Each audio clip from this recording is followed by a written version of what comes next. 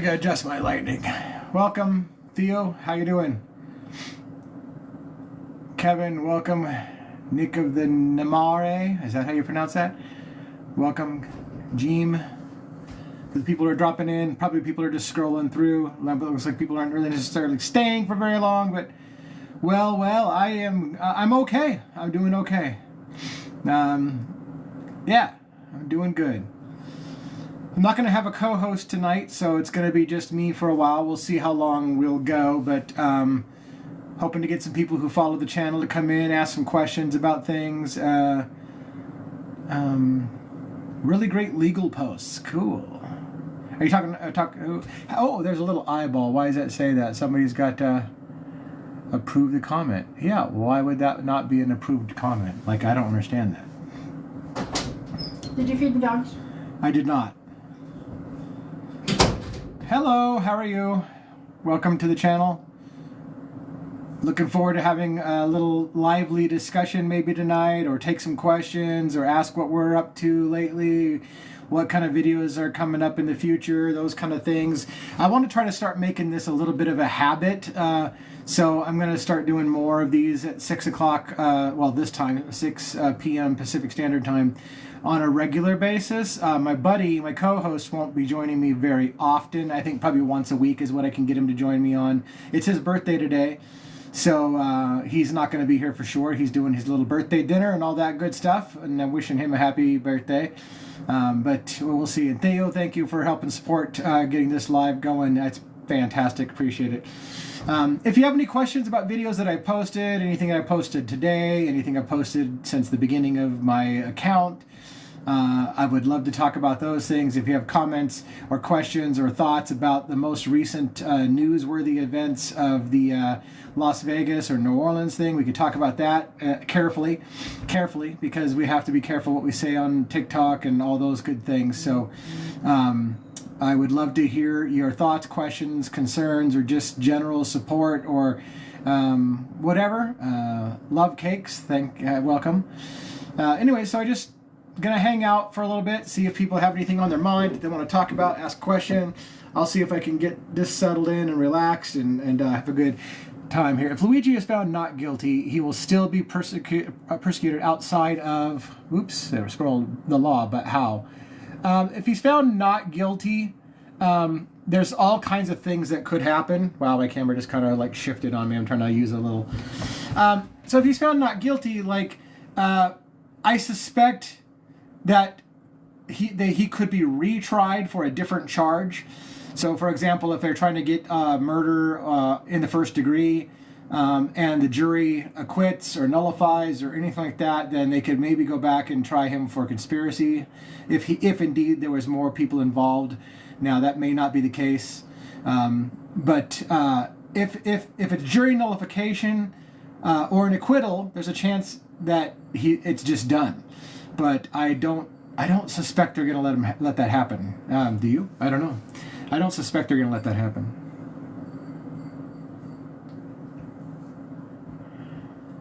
And I'm not opposed to having somebody jump on the live with me for some commentary and some banter back and forth. I want to be careful because I have, I don't want to get my account spanked or violations of anything. So I would hope to have people that don't say trigger words that get us in trouble, or anything that can be remotely taken out of context. Discretion is going to be important. I'm learning how to be more careful with my wording because I've done a couple of mistakes. I don't necessarily agree with TikTok's response to some of my mistakes, but a couple of them I guess I do, so we'll just figure it out. Yeah, the blocking of the trigger people, my buddy who has been on TikTok longer said as soon as I saw people come onto my account and start attacking my videos, I should have immediately blocked all of them.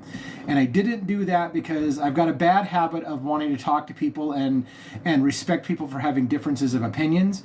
But he says immediately he would have started blocking those people because they'll probably continue to come and attack my account. And so to this day, I still don't have them blocked. So I have to wait until they appear again, if they do appear again, and start handing out blocks. But Yeah, and I don't know how that works. You know, you block them instantly. There's no negative repercussions on me for blocking people, I hope. And I also don't know if blocking them just makes it so I can't see them or they can't see me. I need to look into that. But it sounds like if I block them, then they can't continue to report my videos all the time. By the way, I did have some inside information. I won't talk too much about it other than to say I had an individual reach out to me for private messaging on TikTok, which is not private, because in our private conversation, twice TikTok's algorithm or whatever picked up our private conversation, something that I said that was not out of line, but asked her if she would like to report me. And so she declined to report me and told me that she's twice gotten notifications that they would like to know if they would like to report me. So they're flagging things that I say even in private conversation and asking people if they would like to report me. So it's going to be really hard to avoid getting reported on if they're constantly asking people if they would like to. Would you like to report this person? Would you like to report him? That kind of sucks. Like I need a little help to avoid that crap. Not having you offer up, hey, would you like to report this guy? For what? I don't know. But hey. Yeah, I'm going to start working on that. If I can, preemptively block them. I got to make sure that I'm blocking the right people. Like I said, the person I was talking to was kind enough to tell me they were being asked if I wanted to be blocked, and said they weren't going to do that. We were having a good conversation, so I think they're good. But yeah, I got to be careful. I got to be careful. And maybe I need to be a little heavier-handed on people that clearly are against. Again, I'm a firm believer in people being able to have differences of opinions. I like having differences of opinions. So that's the part I'm fighting. But there's a lot of trolls and bots. Yeah, so this is the bots that I worry about too. Like, they're not even necessarily real people that are causing a mischief and stirring up shit. And I probably shouldn't have used that word even. But anyways, so yeah, it is something I need to learn and become a little bit more savvy if I'm going to keep building the channel. And that's where I'm at right now. Thanks for the follow, by the way. Thank you very much for the follow. The two people, Cario and Just, for the follows. That was one of the things that I need to be careful about. Is I don't know how long this is going to stay. Right? Like, well, first of all, we're facing the TikTok ban, and I don't think that's going to happen. I think it's going to be upheld as a infringement of free speech in America, but. So that's possibly going to go away. And then there's the possibility that TikTok's just going to pull my account and not let me be able to talk anymore, because I want to talk. And the whole intent of the Devil's Advocates is critical analysis of the news mainstream media that doesn't report on the questions I think Americans really want asked. They just ignore those and sell you a line of crap. And so I want to talk about those things. And I don't know that TikTok will allow me to do that. They make it too easy for people to report you. And there's no real repercussion for you to stop being reported. So, and then the knee-jerk reaction, it seems like, is just to go ahead and automatically ban you or whatever, and then make you have to appeal and fight the appeals process. Oh yeah, just found my account yesterday, lady. That's perfect. I'm glad that you did find me. I haven't been on long. Honestly, I've only been on for maybe 2 weeks tops.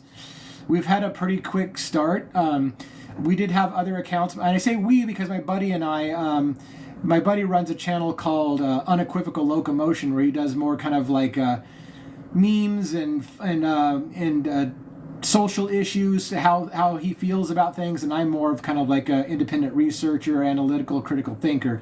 But together we came together on this, and I had my account, which I was doing spiritual and philosophical stuff under a different account, and he was doing his thing under his account, and we decided to create the Devil's Advocates, which was really a rebranding of an old website we used to do together 12 years ago, and we've kind of resurrected the idea of the Devil's Advocates. Did you figure out how to record your lives? So I know that my lives are automatically recorded. Like, I can watch my live replays. So I know they're there, and then I have the option of going through and cutting out the best pieces if I want and making them available as live replays or best of kind of moments. So I know I have the ability. I just didn't know if other people have the ability to download my entire live and see it. But I certainly can, and I could download my live to a hard drive and make it available somewhere or whatever. But I still haven't quite 100% Stella. Looked into the whether or not everybody can download the live or not. So, do I have a degree in law? I do not have a degree in law at all. I'm a long-term critical thinker and conspiracy theorist, so I watch a lot of law cases, and I've watched a lot of true crime stuff play out in the legal system, so I've become self-educated in the legal process, and I'm fascinated by it. In fact, what I really have wanted to do is get a lawyer on this channel with me to answer a lot of the questions that I think I understand the legal system pretty well, and I want to be able to like have an actual lawyer say, hey, you know, here's what I believe that the legal system is, and this is what I've been telling people. You know, correct me if I'm off a little bit on this, so we can get it 100% correct. But I have a degree in psychology and statistics. So about that, for me as well, I went to college to become a psychotherapist and write books on psychology. I wanted to write inspirational books, and what happened to me is I got my associate's degree. I worked on my bachelor's, and I took all the psych courses that I needed to get master's level. I took all my master's, all the way through master's level psych courses, and I ended up getting like A's in every single psych course, like maybe one I didn't, including statistical psychology. And then I freaking couldn't pass chemistry to save my ass. I couldn't pass some history classes. The sciences were whipping my butt like a redheaded stepchild. And so what happened was I had a counselor when I was young who said that, look, I'm going to be honest with you, you're wasting your time here in college because you are becoming a C average student. If you graduate with a psychology degree, a bachelor's with a C average, you'll never go to grad school. And the best you'll ever be is a social worker making very little money, and you're going to hate your life. So you need to change your career path, because your grades aren't high enough to become a doctor in psychology. And I got depressed and I dropped out, never finished my bachelor's, but I still had all of that background, you know, for master's level psychology. Desert Eyes, hey, welcome to the channel. I see that I could invite you to the live. You want me to invite you? I know you well enough to invite you. It's up to you. You can take that offer or not. If you say yes, I'll hit a button and you can jump on the live with me. If you just want to hang out and chit chat or watch the chit chat, that's fine too. That counselor lied. Yeah, he may have. I was an impressionable young man. I was super depressed. I felt like I had wasted my life going to college and all that money. I had tons of debt. It was a cluster at that time in my life, and I just dropped out and gave up on my dream. And there you are. So where I'm going with all that is to say that I have a fascination with psychology, perhaps like you do, and so it's been I'm a people observer. I like to know what makes people tick, those kind of things. And thanks again for everybody who's recently joined or followed the channel. I appreciate all the support. It's been a weird day. I don't know if you saw my video today, but I said it's been a weird day. So I thought I'm just going to get on a live and kind of use that as a decompress and talk to the community and do that.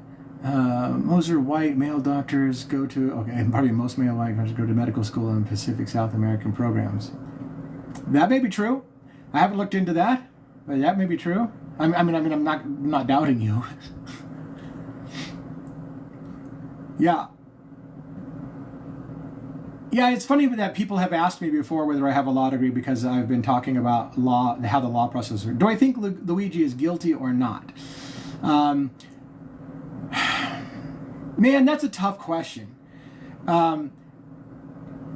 Guilty of something, I think, yes.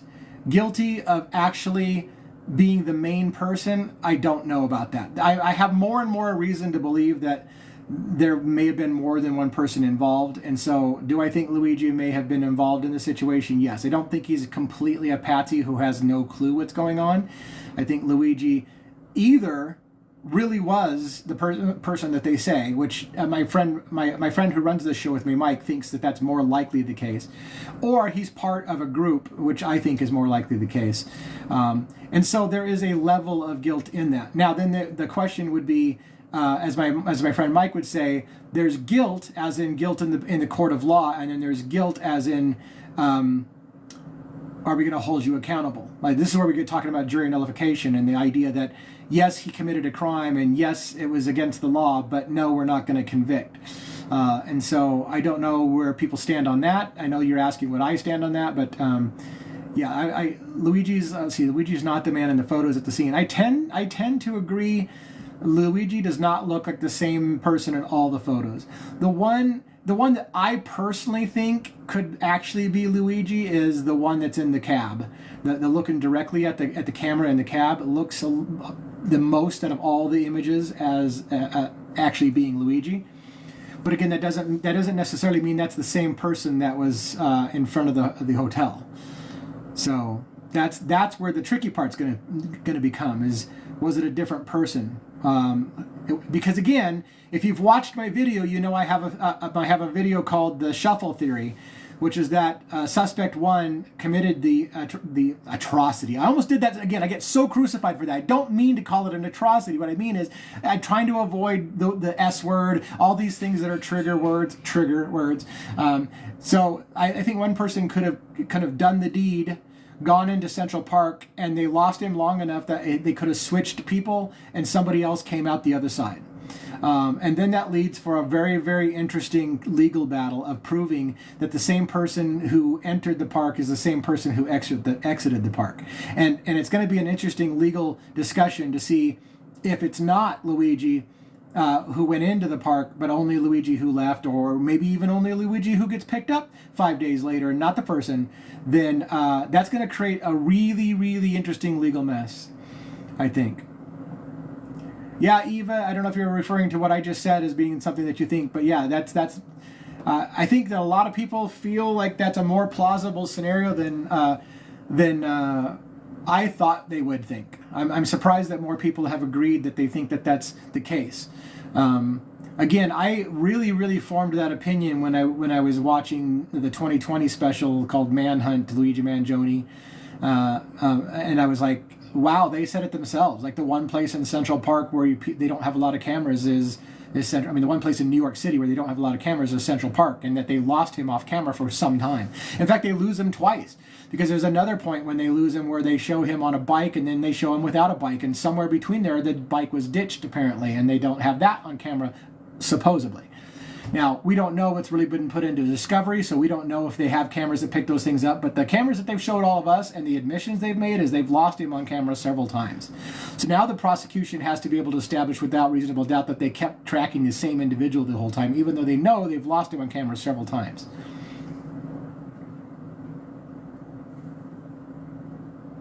The backpack thing is a difficult question. Because a lot of people make and thanks for the gifts, by the way, I super appreciate that, Marius. The backpack is weird because there was a backpack found in New York Central Park, right, that had Monopoly money in it, and that was verified in the news. We have the backpack that was on the suspect when they did the event. We have a backpack on the person leaving the park, and they may not be the same backpack. And then you have a backpack that's on Luigi when he gets picked up in Altoona. And everybody has pointed out all over the internet that these backpacks are not the same. And that's fine and dandy, but it doesn't necessarily mean there's shenanigans going on, because again, nothing's to say that the suspect had more than one backpack. So maybe they had one backpack and they ditched that backpack and they switched into another backpack for whatever reason. That's what the prosecution's going to try and say. You know, when it comes down to hey, this is not the same backpack, it's going to be, well, yeah, one backpack was left in Central Park and he picked up another backpack and he left with that backpack, and then he had a different backpack, but he's just swapping backpacks, but it's all the same guy. And we acknowledge that we're not trying to say it's the same backpack in the first picture as the last picture. He just switched backpacks.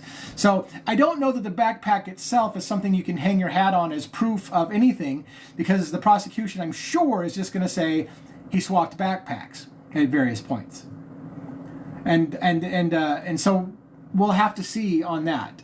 But yeah, I think it's definitively seen on the pictures that it's not the same backpack all the way through. 2 hostile roommates. Yeah, hostile roommates. Wow, this camera and this gimbal thing is not going to work when I have to scroll through things. The hostile roommates, you get backpacks with gun bullets, 10K, fake IDs, etc. Yeah, I mean, there's a lot of things that don't make a lot of sense. No one in the hospital mentions any weird behavior of LM, especially carrying backpack everywhere. How do you switch eyebrows? Right. You know, I've gotten a lot of flack over the hostel thing, because people keep saying, well, you know, So first of all, I was surprised to find out that the suspect, who they're saying is Luigi, was in a hostel room for days with 2 other roommates, and ate his food with his mask on all the time. And I thought, did anybody interview these hostel roommates of his? And everybody keeps picking on me, saying, you're an idiot. Hostels just hook up complete random strangers. And then other people are like, you realize you can actually rent a hostel with a group of people or other things. So there's the people who are picking on me saying you're an idiot, you don't realize that hostels just have random strangers. What those people are not factoring in is it doesn't mean they have to be strangers. The people who are sharing the room could know each other. But everybody's acting like, oh, it's just strangers that stay there. You don't know that they were strangers. That's why we have to interview. That's why I guarantee you the defense is going to be interviewing those people, and they're going to probably be in court if they have something to say that's of interest, because they could know each other. There's nothing to say that they couldn't have known each other.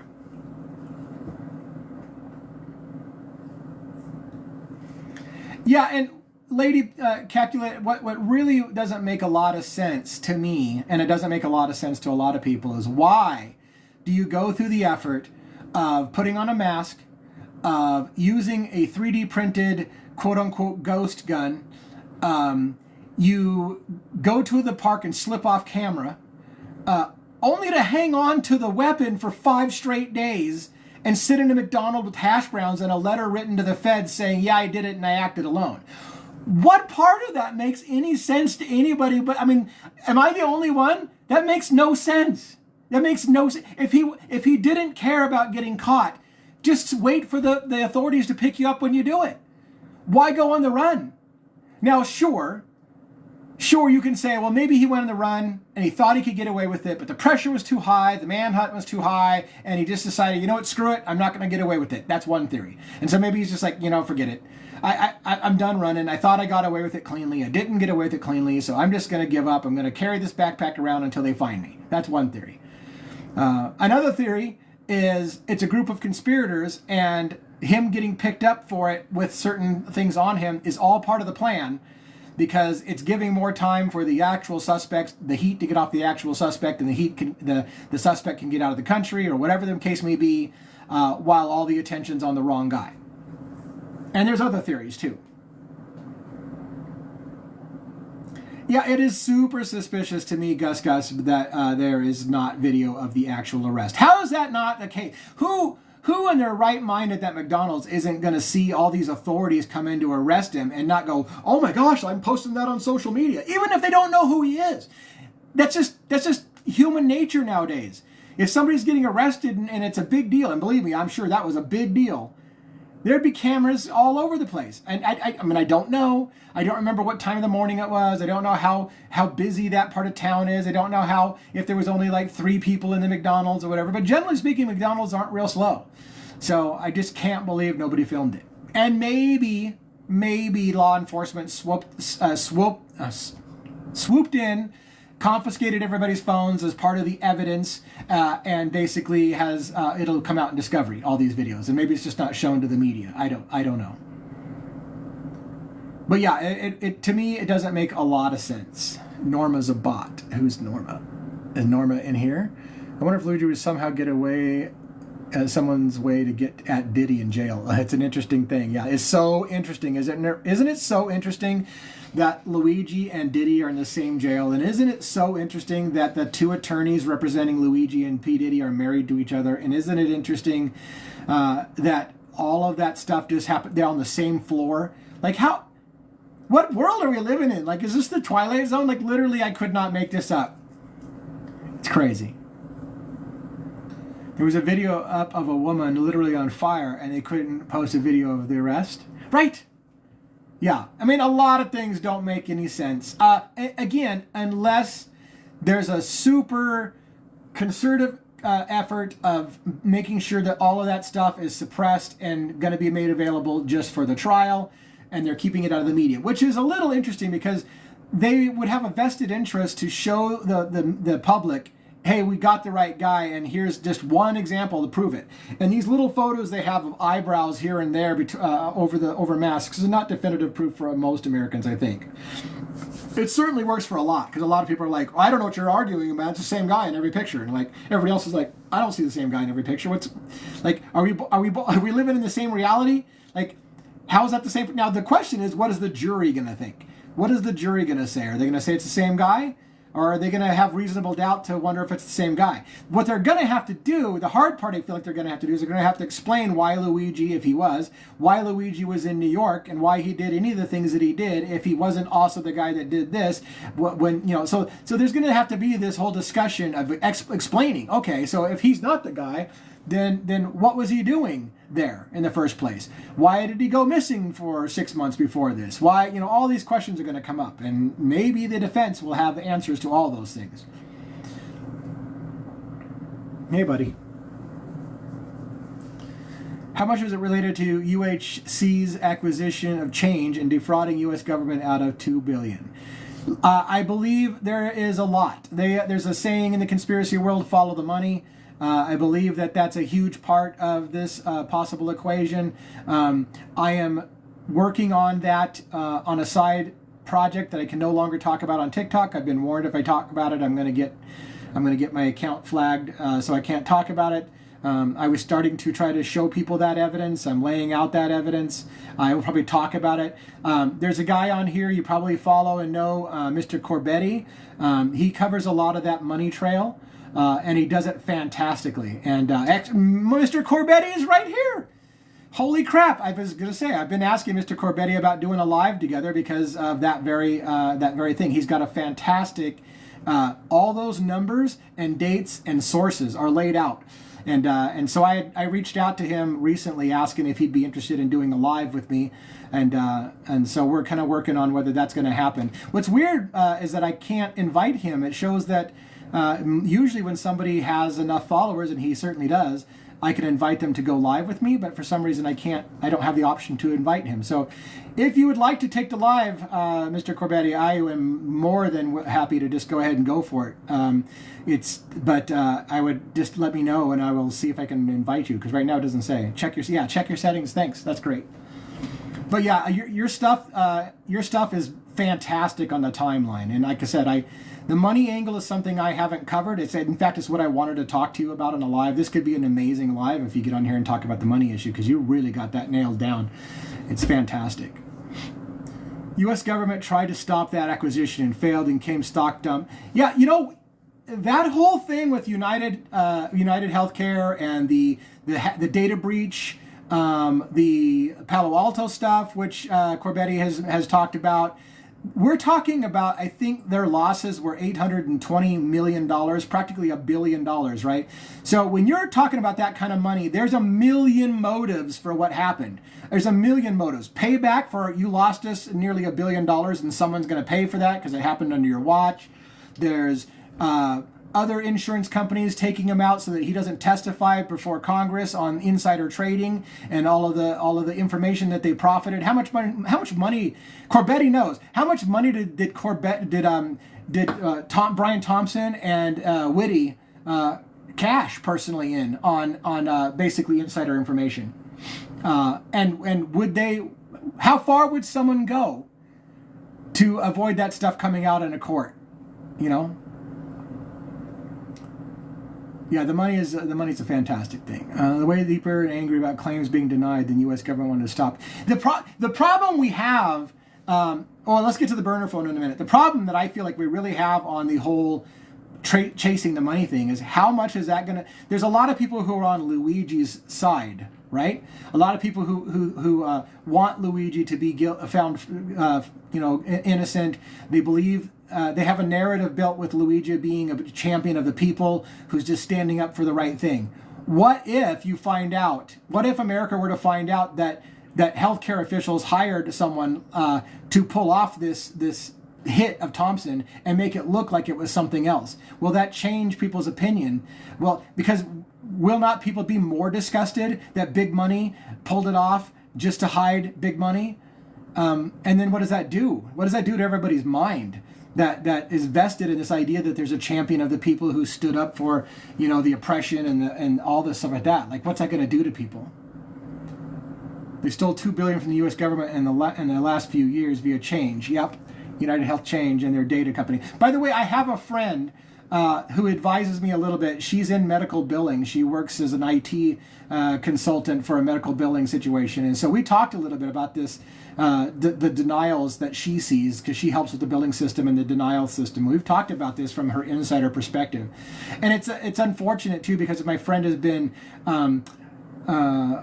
treated as if she's part of the problem, when she's like, no, I'm trying to fight for your rights. Like, I'm trying to fight to have them pay the things that they're denying, and you're blaming me because I work for the healthcare industry. But really, she's working to try to help fix that claims problem that we've got. But UHP's found a way of making themselves nearly monopoly above all the other companies, hence the monopoly money. Right, it very well could be. There's so many Easter eggs, right? There's so many weird little Easter eggs in this case.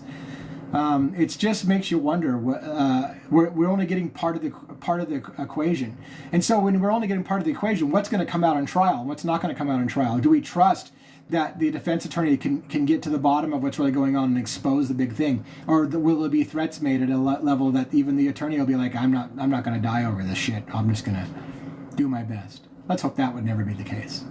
He's got a great legal team, from what I understand, a great legal team.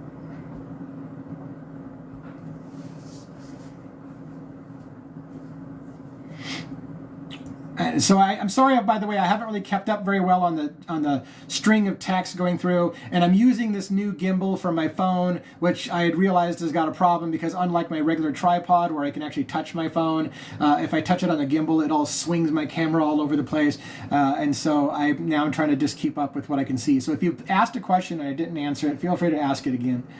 Who do you think was on the burner phone? My two personal theories are this. Someone inside of the lobby where Brian Thompson was at to let the suspect know when Brian was on his way across the street, or someone in Central Park that the suspect was planning on doing a getaway and exchange with in the park. That's who I think is on the burner phone. That's my best guess. Like I said jokingly before, I doubt he was on the phone with his wife asking what's for dinner. There's something about that phone call. Now, I'll guarantee you we're going to find out about the phone call. Both prosecution and the defense is going to want to know who the call was to. And if that call was to a conspirator, it's going to change a lot of things in this trial, right? Because the official prosecution stance is it is a lone gunman, and we've got him from the day that he enters the state all the way up to and through the event and exiting. And it's all continuous, and we've got it and we can prove it. So if there's a conspirator in it, it's going to really mess with that story. Mr. Cobretti, I just followed you. Do you have any videos geek out over this? Oh my gosh, Mr. Cobretti has amazing videos. He's got a multi-part series that's like part 1, 2, 3, 4, 5, 6, I think 7 last I saw, whatever. Yeah, he's got a whole series. You need to check that out for sure. Part 9 is on Substack. Okay. Oh my gosh. Yeah, we're going to be fighting a big thing, man, with this TikTok, which is why... Cobretti, I was wanting to make sure that we didn't say the wrong things on a live when I was reaching out to you. First time we see black puffer jacket and green puffer in the cab, then McDonald's. Oh my God, I can't wait. I just followed him. I'll go. Yeah, Lady Capulet, I'm kind of thankful that you're not leaving me to go watch those videos. Not that I don't want to support his videos. His videos are great. But thank you for staying with me at least. And did you figure out if you can go live with me? I'm not sure why. Let me try. It sounds like you might be willing to. So let me just go ahead and see if I can add you as a host or something. Or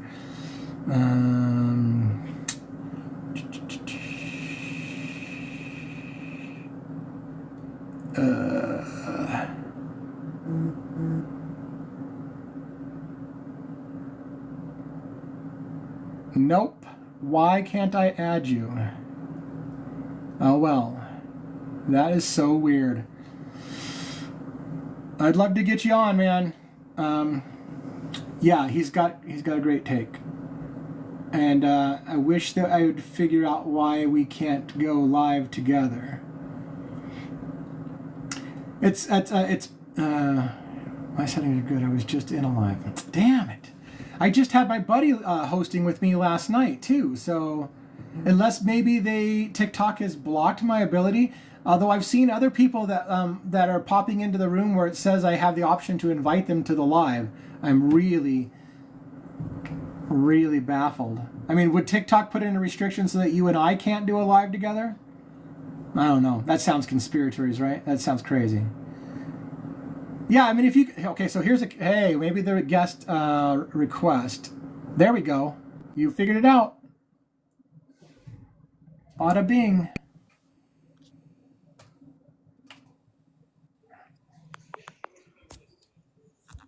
I got audio from you. I don't have video yet, but I got audio.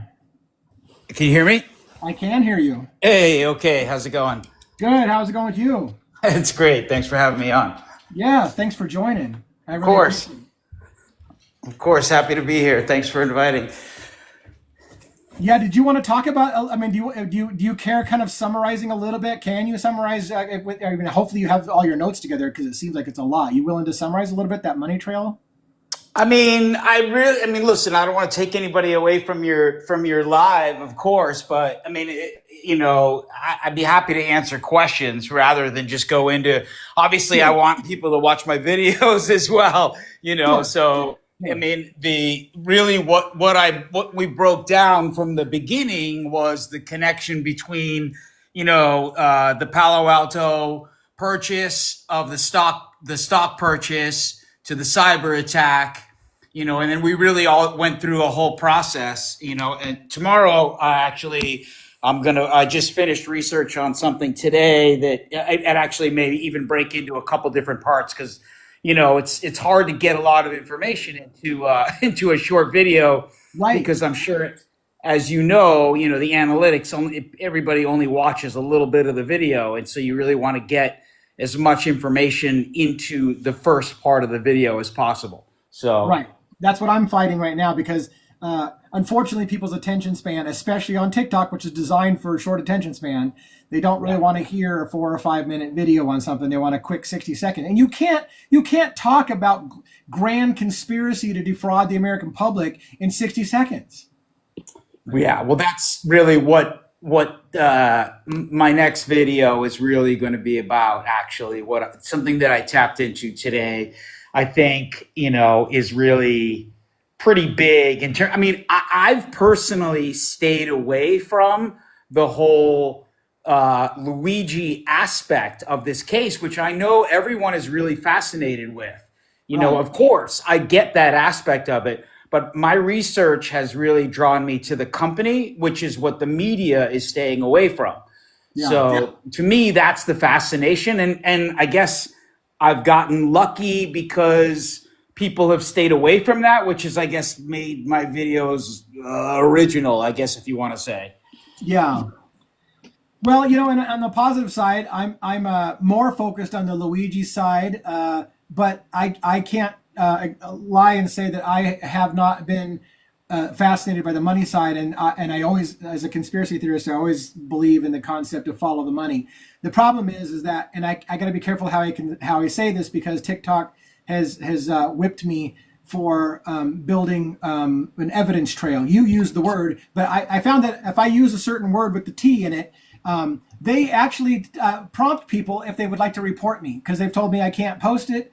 And apparently I can't talk about it. And if I say the word, and I had a private conversation with somebody where I mentioned that I was building that thing, and they sent her a message on saying that this has been blocked, and would you like to report this person for that comment? And I'm like I can't even say that word. So Yeah. hey, that video, thank you.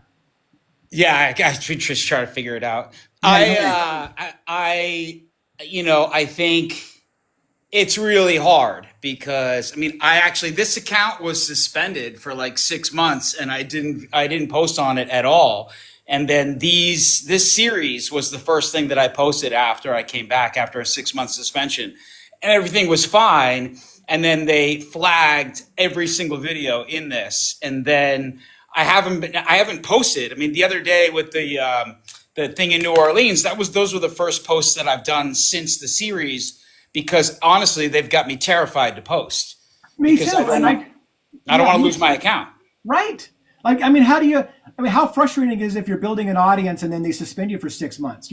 I would feel like that's it. I'm done with TikTok. I'm gonna move on to something else. Because like I mean, good for you that you had the tenacity to come back and keep going. But Well, like, what's really interesting about that period was, the original account I had was from, it was kind of like from the COVID period, and my values had changed, my whole outlook had changed, and so when I came back, and ironically, my wife during that time actually was diagnosed with cancer. So like oh I have a no, lot of like, feelings about right, insurance and hospitals and, that are outside of all of this, so but I hadn't, I didn't really want to do political posts anymore. And right. so when I came back to do TikTok, I wanted to do something that didn't have any negativity. I wanted to just really do something that like had some sort of meaning to me in some capacity. And so when I did this, it was very calculated. So anyone that wants to like post, I was very calculated in my post, that first one that I created. And Yeah. so But uh, you said their latest part 9 or whatever got pulled or flagged. they pulled that, and yeah, it started to take off, and they pulled it immediately, which I found really interesting because there's a lot of material out there right now. I mean, I had multiple versions of that I kept trying to get on the FYP, and Yeah. they immediately were pulling it, we're pulling it, and then the last version they just violated, and they took it down. I don't know what to do about that. Part of me thinks they're a little overcritical right now because of the pending ban. They don't want to. They don't want to have a bunch of negative opinion. Like this is a place where people go to drop, a revolution and a movement and all that stuff like that. So maybe they're being extra cautious, or maybe this is the way they always operate. I don't know, but You know what? I really don't know. I mean, I ended up getting a strike on my account as well too from it, and I was just like, well, I'm just not going to post, So right. I'm just not going to.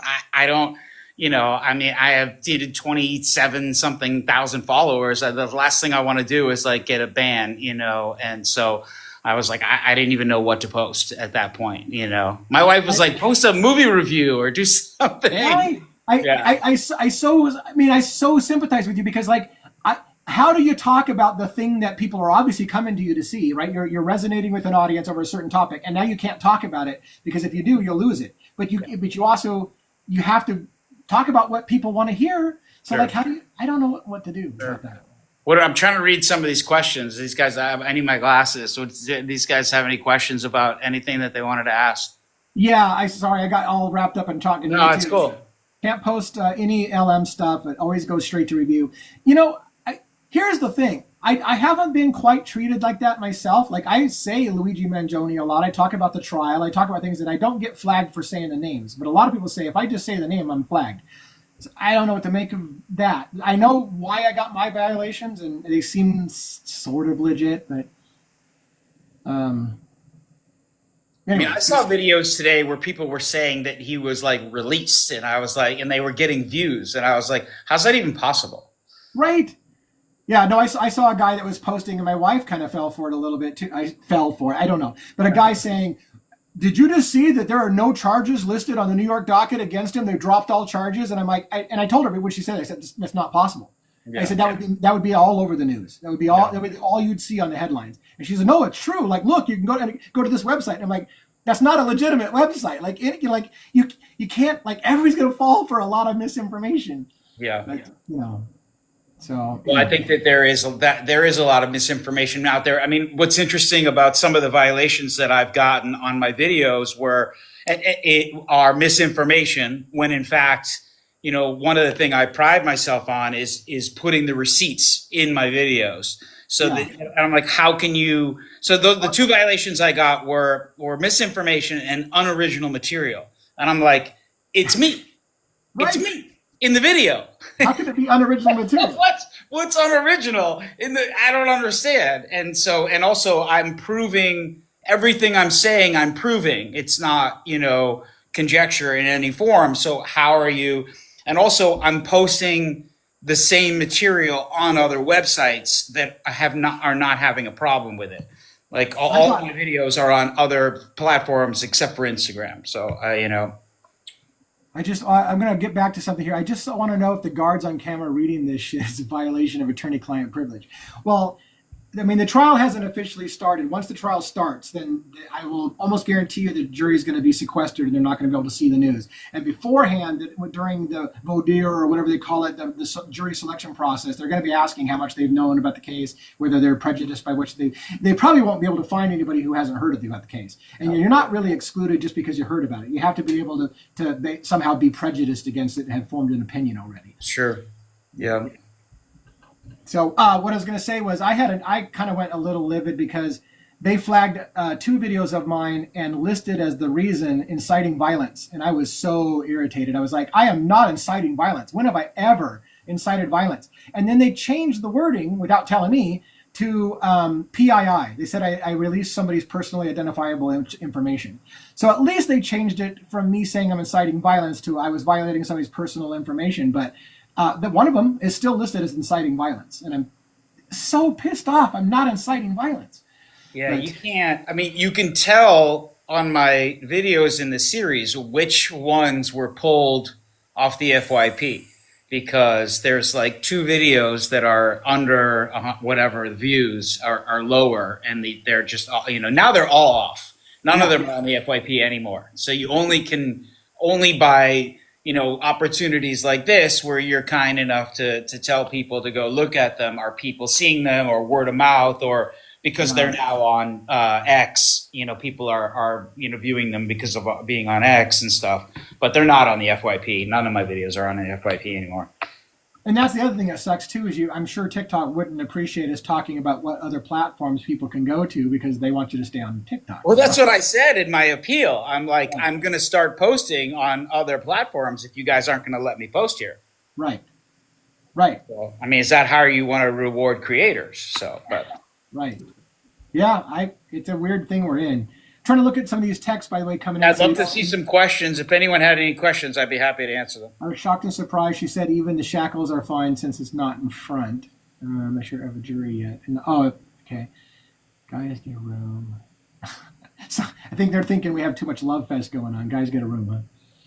It's a shame for the freedom of speech. We just enjoy exchanging points of view. Yeah, right. Like, that's my point. We should be able to talk about these things in America. What happened to freedom of speech? And I guess TikTok's response would be, you have freedom of speech, you just don't have freedom of reach. So they don't have to promote you and put you in front of people. You can say anything you want to, but they don't have to get you out in front of people. So. Well, I think there should be opportunities to say things, but you should be able to back it up with facts. There's a lot of misinformation out here on TikTok, and I think that's true. But if you back it up with facts, you should be, able to say what you want to say.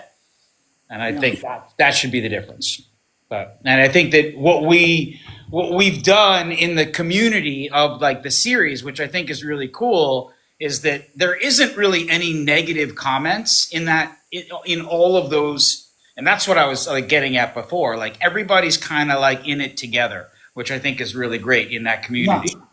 Right. So, but and those are all facts. I didn't make anything up. I've made a couple mistakes, you know what I mean? Sometimes with a date and saying the video, but I back it up with the actual website of what I'm saying. So several people are asking questions in there about whether or not we think there's a large group behind this. And again, this is where we were talking about the money situation. I mean, do you think that money trail that you're putting behind, do you think that leads to a hired hit kind of situation? I mean, I do. I do. I believe that there is a far greater situation going on behind the scenes. I haven't been able to figure out what his whole involvement is. I just haven't gone there, other than the fact that his family is connected to some degree with Nancy Pelosi, which is from my original video, which some people don't want to accept that there is that connection. It's real. It's there. It happened. And that their families are connected. Other than that, I don't get his entire involvement. I just don't get it. I haven't been able to make a connection other than the family part where his family and her family have a connection in Maryland. Other than that, I don't get it. So But let me ask you about that, because let me just I finish this one last thought, oh, and then I want to hear. Sorry, but this company is so dirty and has been doing so many dirty things for so long, with the government being involved, with investors being bilked out of money for so long, that yeah, something very sinister went on here. right. Yeah, I agree. Like I said, the money is can't be overlooked, and the thing. The only thing I was going to ask you about is, it sounds like maybe you have a little piece that I don't have. Is the only connection I really saw myself between Pelosi and the Mangione family was that Pelosi made some kind of comment about the grandfather, the great grandfather or grandfather of Luigi Mangione, that he was a great businessman, kind of thing. Now, it sounds like there's more than that, because if it's just a statement of, because we already know that the Mangione family is well known, well respected, whatever. So if it's all that she said was, yeah, he's a great businessman, is there more than that? I mean, she has no like connection other than like, but the families do back in Maryland, but she Okay. doesn't. Her only connection is the fact that she bought, $4 million worth of Palo Alto networks on the day of the breach. So that's her connection to the whole thing. But the fact that her family and his family have a connection, that dates back prior to all of this. So I don't believe in coincidences. I tend not to as well. Somebody was asking about the mayor and the commissioner's involvement in this, and you had pointed out that United Healthcare funds the police and has made major donations to the police department, and so in a way, there's a vested interest for the New York Police Department and for the mayor and everything to make a gigantic spectacle out of this, because they're getting money. They're literally getting a substantial amount of money, and it would look bad if they don't go after with everything they've got somebody that is going, one of their major donors. So Well, also the mayor has, is up on corruption charges himself. The police commissioner also has a cybersecurity background. She was not a cop herself. I mean, she has to make a spectacle out of this situation.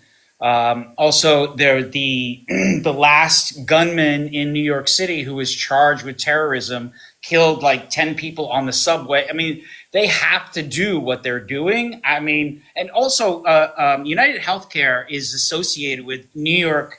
I think it's NY Ship, which is also a derivative of United Healthcare, which also is the NYPD Healthcare division. So, I mean, they're all connected. It's all connected.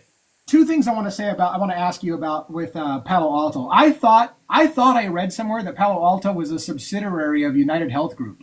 That it's actually one of their daughter companies, or down in the spiderweb of that. Have you seen that at all? No, Palo Alto is a very well-known security company. Like everybody owns a Palo. I mean, I have friends that own Palo Alto. Sure.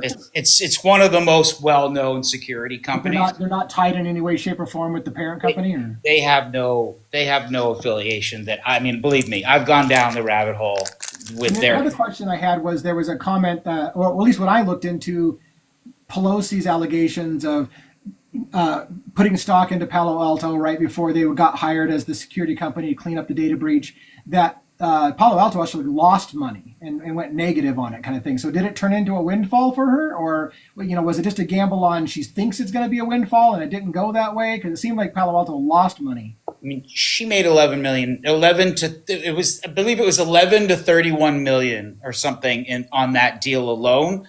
And why it was so significant was that she made the call on the day of the breach. Right. That's the part that's the. I mean, other people in part 2 of my series, we named all the members of Congress who owned that stock. Right. And the link that I put the link in the comment section. Anyone can go and find the link and look up all the members that own that stock on there. It's all verified. But that what we also said in that video is that I mean they owned it, a bunch of them owned it. A lot of people own that stock. It's a very Right. common stock, but she bought on the day of the breach. Right. Right.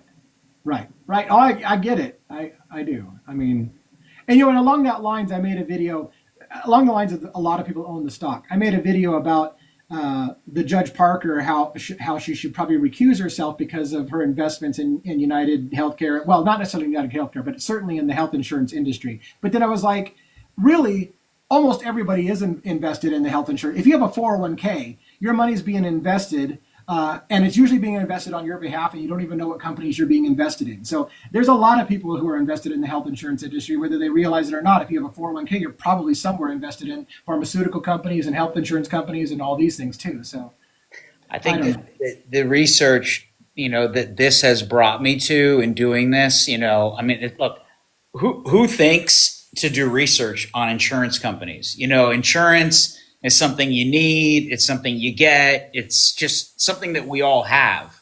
It's not. That's Right. the one thing about this situation that it's brought attention to. Like I never would have been doing research like this on this subject in this way. But like the more, so this company is like super dirty. But as a result of this research that I've done, they're all dirty. Really, Right. it's the whole thing. It's just like they're all the CEOs are making a ton of money off of insurance. They all make money off of Medicare. They all like what it's like it really just to me it seems like a Ponzi scheme. Yeah. Right. Yeah. And then, I mean, I don't know if it's related or not, but I thought it was so funny when Eric Adams Mayer it was talking about how well the reason I went and saw Luigi come off the thing is because I was in a meeting with a bunch of CEOs from all these different companies and they really want something done about this, so I had to go look them in the face. And I'm like, you probably shouldn't lead with I was in a meeting with all the major CEOs, IBM, Amazon, and all these other CEOs, and how you're going to go make an example of this guy because the CEOs are terrified. Wait, I want to ask this young lady what she means here. What Oh, did she mean? Oh, Brian was just one of the. Yeah, she needs to go watch my series because she's asking questions that are all answered in my series. Yeah. Yeah. For sure.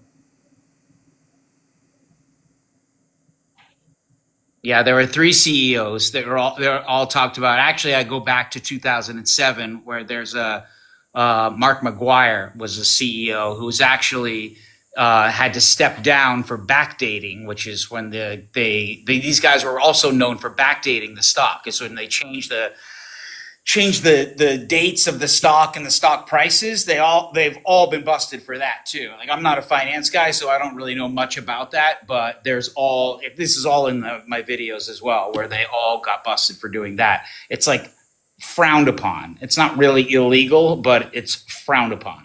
Right. Where so he was the former CEO and had his 2017, and he had to step down for that. So. And that's part of the problem. I'm going to get to Lisa's question here about what do I think about them continuing on with the meeting after the event. I'm going to get back to that in a second. But one of the things that I was going to say, what you just said, was it's hard to again, on TikTok format or anything like that, to get people to want to understand things like shorting stock and all the different ways you can manipulate stock and how you can make money even when a stock goes down and whatever. And all that stuff, people just tend to start checking out. They're like, oh, whatever, it's like, because money is where the motivation is for this stuff, is the big money. We're talking massive amounts of money that people make off of the rise and fall of stock, and you can manipulate that stock, and that's what people do.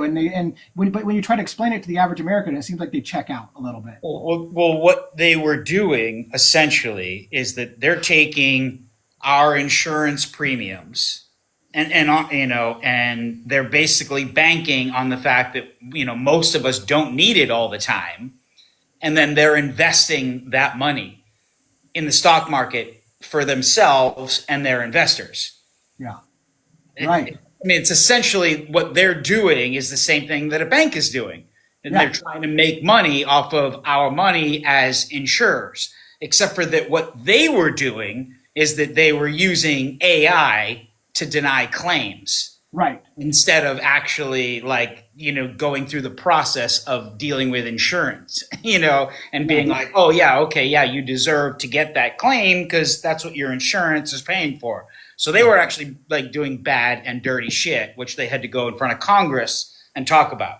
But none of them ended up going to jail. They've just had to like pay out lawsuits endlessly.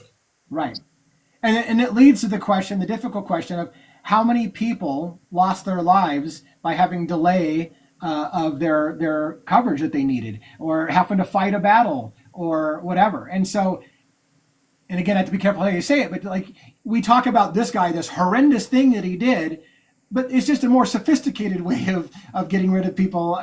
You know what I'm saying? Profit for money over people's lives. It's just more sophisticated, and apparently it's allowed if it's a white collar kind of thing. But we just frown on the whole. Well, I think that's look. In my opinion, the media has now taken this event and turned it into a circus, because what they're doing is they're taking this and making it about class, and they're now treating this as a class issue, and they are distracting us from the actual issue that it was about them, and somebody lost some money and got pissed off because this guy was going to talk.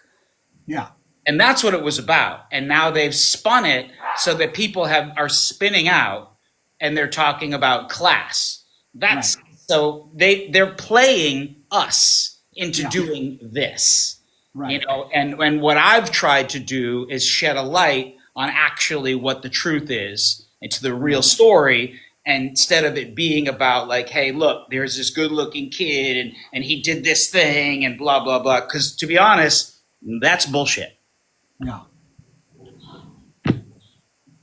You know, it'd be nice. It's a nice story, but it's just not the truth, you know? Right. And that's the difficulty in a way, because American conscious now is having a conversation and realizing that everybody's pissed off about this system that we've got, this corrupt system that we've got. And you're right. So in a way, Luigi has become the poster child, the face behind this anger of American people. But in the end, like I said at the beginning, it's going to really blow people's mind if you find out that it's just money taking care of money, that he was taken out so he wouldn't testify before Congress and he wouldn't leak secrets. And then all of a sudden the whole, wait a minute, I thought this was about the little guy standing up for all of us and making a difference. It changes the whole conversation. Correct. Or maybe this kid, Luigi, did do it, and there's a whole other story, and this is all conjecture and speculation on the other side of it. I don't think so, but who knows? You know, personally, I think that this is a media-created situation to make things about class because of the incoming administration, and they want to try to get things all riled up and then create all kinds of problems, you know? Yeah. Yep. True. So Kelly just binge watched your videos. Well, thank you, Kelly. I appreciate it. All caught up. I do. I really do. You know. So yeah. My partner on this channel, it's his birthday today. He just texted me saying he's all done. I don't know if he's going to try to join the live or not. I would imagine he wouldn't on his birthday, but we'll see if he's going to jump in at some point. But.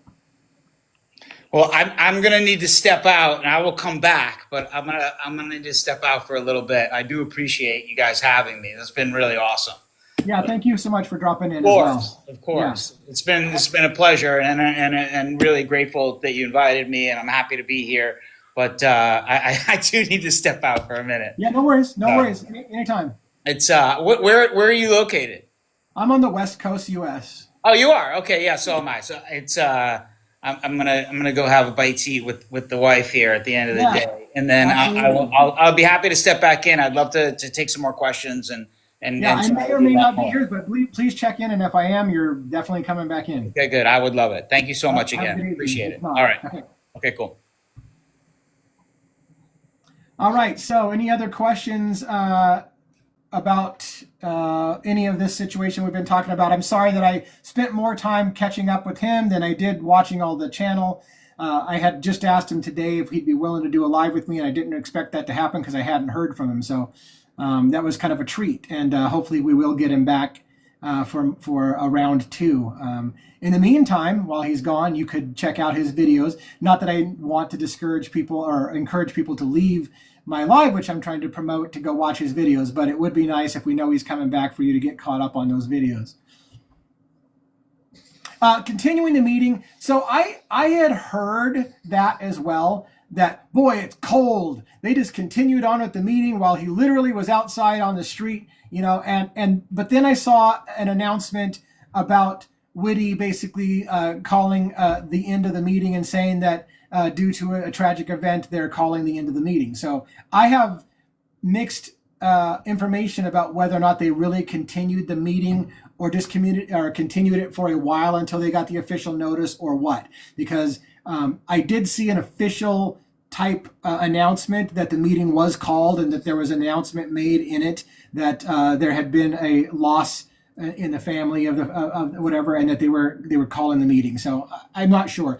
Like if they did continue on with the meeting, it does seem super, super cold, but I have conflicting information about that. Wasn't just United Healthcare that was present at those meetings. Yeah, right. So there's that too, right? So maybe it was just United Healthcare that was stepping out. I don't know. It's one of those areas that I have a mountain of research that I need to do still. And so I haven't been able to pull all those threads. And then we just recently had the new event in New Orleans and Las Vegas that are right in my wheelhouse of wanting to comment on. So I'm like, do I jump into those topics as well to stay current with the current events and some of the connections that are weird in those two cases, or do I stay purely on Luigi and follow that trial? My friend who is with me on Devil's Advocates, he thinks that we have to kind of not make ourselves a one-trick pony and just talk about one case. So we're going to have to delve into those New Orleans and Las Vegas situation as well. You all think all the current events are distraction from the Luigi Mangione case, or I don't know, Gus. I mean, to be honest with you, the idea that news stories are put out there to distract from other news stories has been around for forever. I find it odd, for example, that we were all talking for a while about the drones on the East Coast and all the drone sightings and all the military and the Pentagon making 2 or 3 public announcements about what's going on with the drones. And there's nothing that I can find about the drones anymore. It's just gone. Because the Luigi thing took over. And now this has taken over the news, the New Orleans situation and the Las Vegas thing. So I don't know what to think. The critical thinker in me feels like there's an agenda behind this kind of stuff like that. One of the agendas that I have long said is, and this goes back to the release of the Patriot Act after September 11th, right? Which was that we had a new definition of charging people with terrorism. And when they did that, it gave unprecedented new powers to law enforcement to use all kinds of things that law enforcement couldn't do before if it was an act of terrorism. And so it's almost like we have this trial balloon going on in America where how many things can we call terrorism, domestic terrorism, and refer to Americans as terrorists or terrorist sympathizers? And can we expand law enforcement reach and power by getting people used to, we're just going to label everything terrorism? And with Luigi's case, it's strange because I could almost make the argument in the New Orleans situation that was an act of terrorism against a population, right? Because somebody created mass carnage in a population. Random people were targeted. In the Brian Thompson situation, a very, very specific person was targeted. It was one person. There was other people walking on the street. Nobody else was targeted. So it wasn't an attack on the American population. It wasn't a terrorist event. It was, at best, a vigilante kind of act or an assassination or something like that. But to call it terrorism, it didn't terrorize anybody other than CEOs or United Healthcare. So it's not like the other things that they've called terrorism. It's like a new test. Can we call this now terrorism? So I don't know. Luigi's about to throw $2 to $3 million at this defense. He will have his own forensic team. For sure, yeah, Luigi has got a great legal team already. He's got a lot of resources, obviously, and it's going to be an interesting court case. Law enforcement is probably petrified at the team that they have put together. Yeah, I mean, to be fair, law enforcement has a big pot too, right? So, I mean, as Cobretti, who was just on here, was saying, the law enforcement in New York is partially funded by United Healthcare. So you don't think not United Healthcare is going to throw some money at helping out with the prosecution? They're going to have a lot of funds as well, I suspect. And again, I apologize for. It sounds like some people were feeling like Cobretti and I were spending too much time talking to each other. I apologize for that. I didn't mean to derail the conversation. It's just wasn't expecting to get him on. I really valued his stuff. I wanted to thank him for coming on, and maybe that went a little long. So when he comes back on, we'll just get right to brass tacks and start talking again.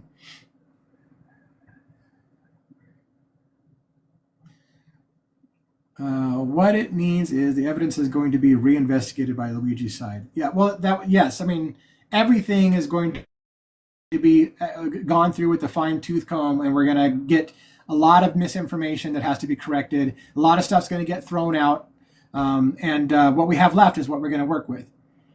When you have a public defender, there's no money for your own investigation and exploring. Right, absolutely. That's the weird part about this case, right? Is that people view Luigi as a man of the people, but he's wealthy and he has a wealthy family. And because he has a wealthy family and he has money, he can afford a defense unlike we can afford. Like most Americans will not get the defense that he gets. He's going to have a top-notch legal defense team that most of us couldn't afford. So if we were fingered for something like this, we're screwed. We don't have the money to pay that kind of team. So he's got himself the ability to give himself the best defense probably an American can get. And so that's good for him, and it's good for the public attention on this case. But it also is a weird statement about the inequality in our justice system, because not everybody gets the same fair trial. The more money you have, it's known. The more money you have, the better trial you get.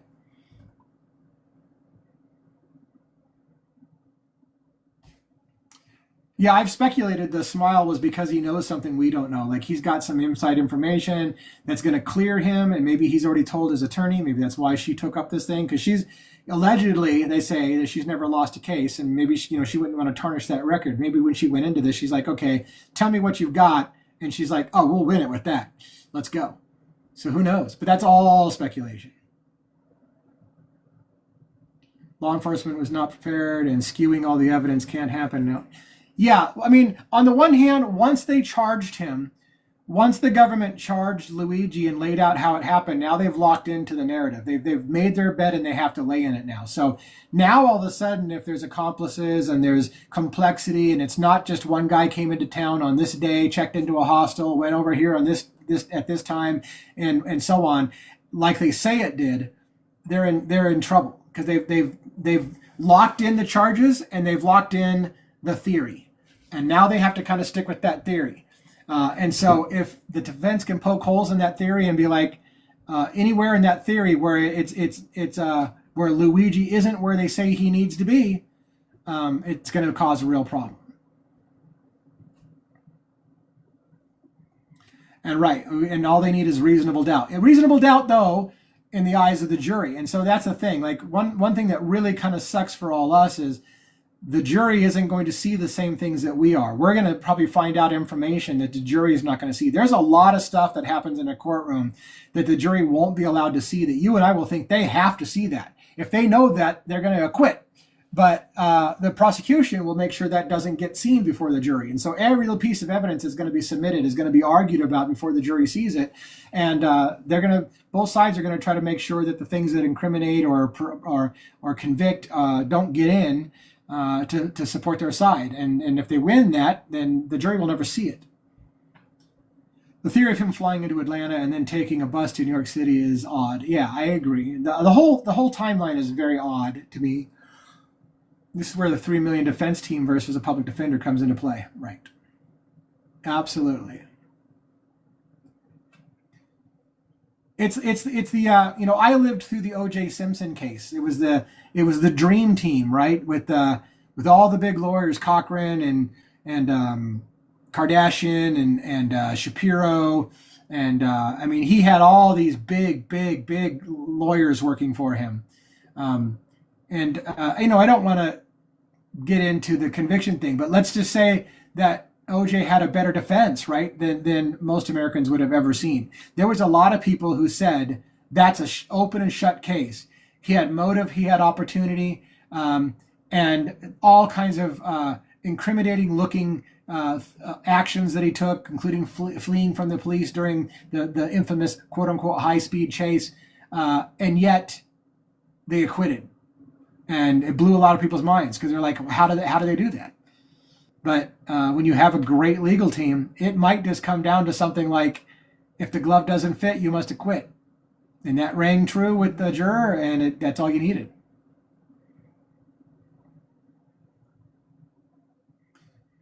And here's Luigi hitting at the perfect time for his case, and the public is being exhausted.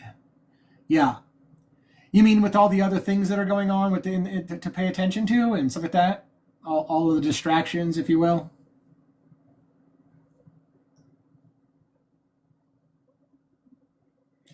Thanks again for everybody who's been hanging out with us. We've had a pretty solid 15. I don't know if it's the same 15, but we've had a pretty solid 15 for a good hour. So I appreciate the people who've been hanging out all night. I originally came on here, was going to do an hour, but knowing that Mr. Cobretti is maybe planning on returning after dinner, I'm giving myself hopes that maybe I can hold out long enough for him to return and jump back in. Although I don't want him to have to rush dinner with his wife to get back on, so we'll see how that goes.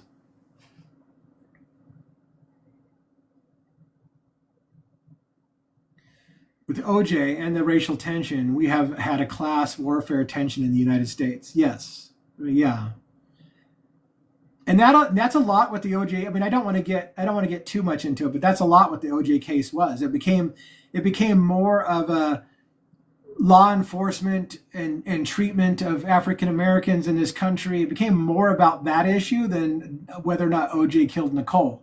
It became a trial about racial injustice and police injustice and what level police will go to plant evidence or convict their man. That's what, and that's maybe what's going to happen here, right? If I would say that if Karen, his attorney, oh gosh, I always do frick up her name, Alafegno.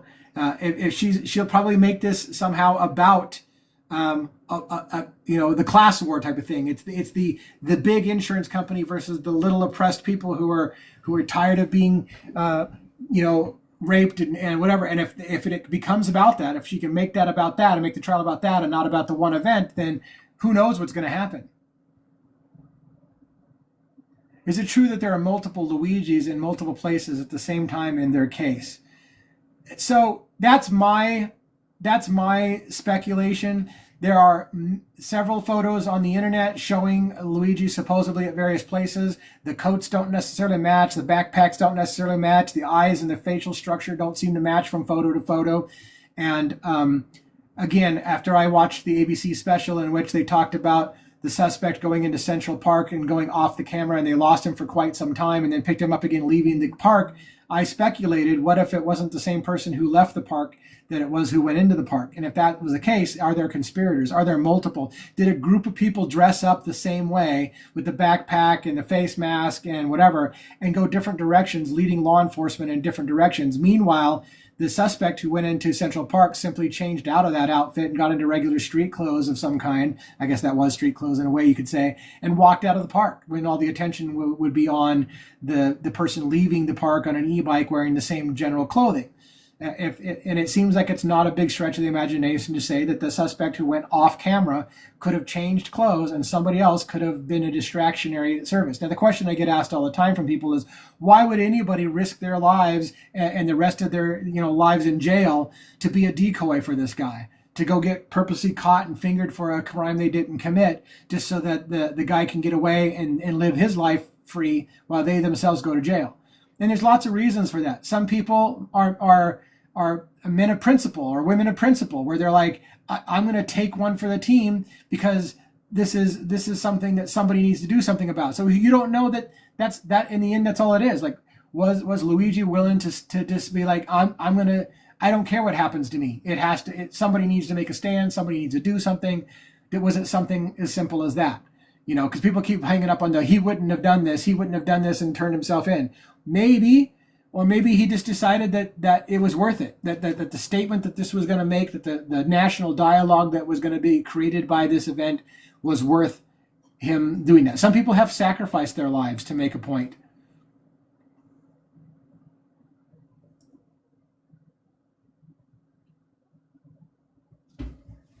Great questions.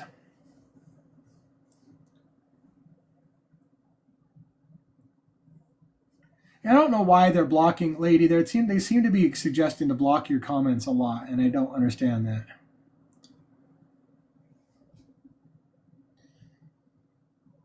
It's so hard for me to believe he did this. Yeah, I get what you're saying, and I don't know if that's because we as Americans see a boyish innocence on his face and think there's no way. Yeah, Lady, a lot of your comments are coming through with a eyeball thing attached to it saying that they've blocked it, and I have to click on it and manually approve it, or I get to see it because I'm the host, but I'm also responsible of the host of the room to make sure that the content of my chat is not out of line, right? So that's part of my job as a host, to make sure that. So they're letting me know regularly on your posts that what you're saying might be offensive and that I need to approve it or leave it blocked. Sorry.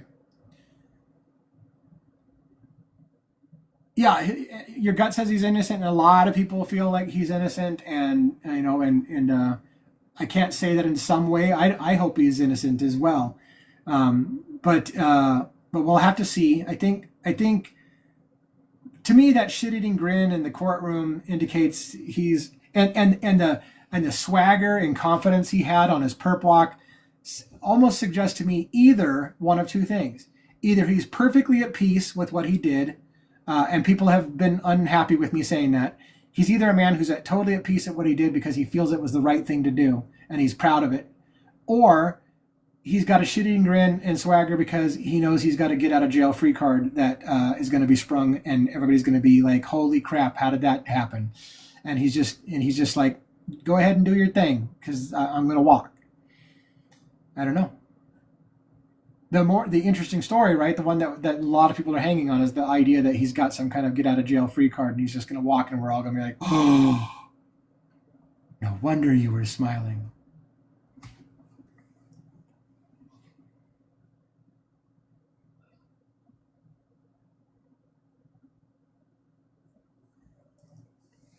Oh, I got to take a drink of water. I've been at this thing so long, my voice is going to get hoarse. I guess I raise my voice when I'm talking on the camera, so maybe I don't need to. Maybe I can talk with my inside voice, but I seem to be almost kind of like shouting at the camera, and then by like an hour in, my voice is like, I'm feeling a little hoarse.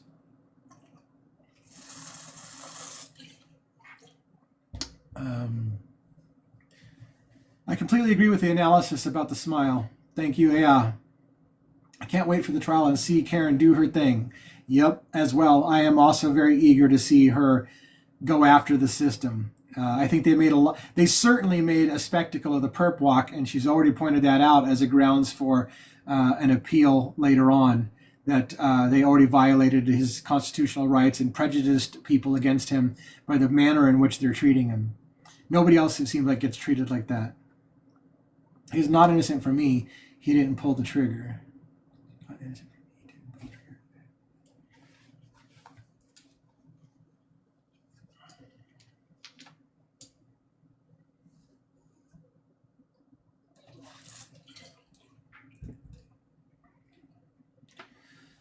Oh, so I read that wrong. I read that wrong, or you read that wrong? Thanks for the likes, and I got 5.2K likes. That's great. It's great for the channel. It's great for helping us out. We got some gifts tonight. I really appreciate the gifts as well. I'm going to try to make this more of a regular thing. I have hopes of coming on and doing it every night at 6 p.m., but maybe that's a little ambitious, and my wife might not appreciate me always giving up other things we might want to do. So that's just a tentative plan. But more often than not, I would like to start to make it a regular thing, and maybe just do an hour. Like if I could just make it an hour every night. And the only reason I'm going longer than the hour now is because, again, we may have Cobretti come back and do some more chat with him. And when he's there, I need to probably shut up and let him talk more because he's my guest, right? And he's the treat on the show. So, and of course, he's going to drive people to his account to watch his videos, which you should. They're great videos.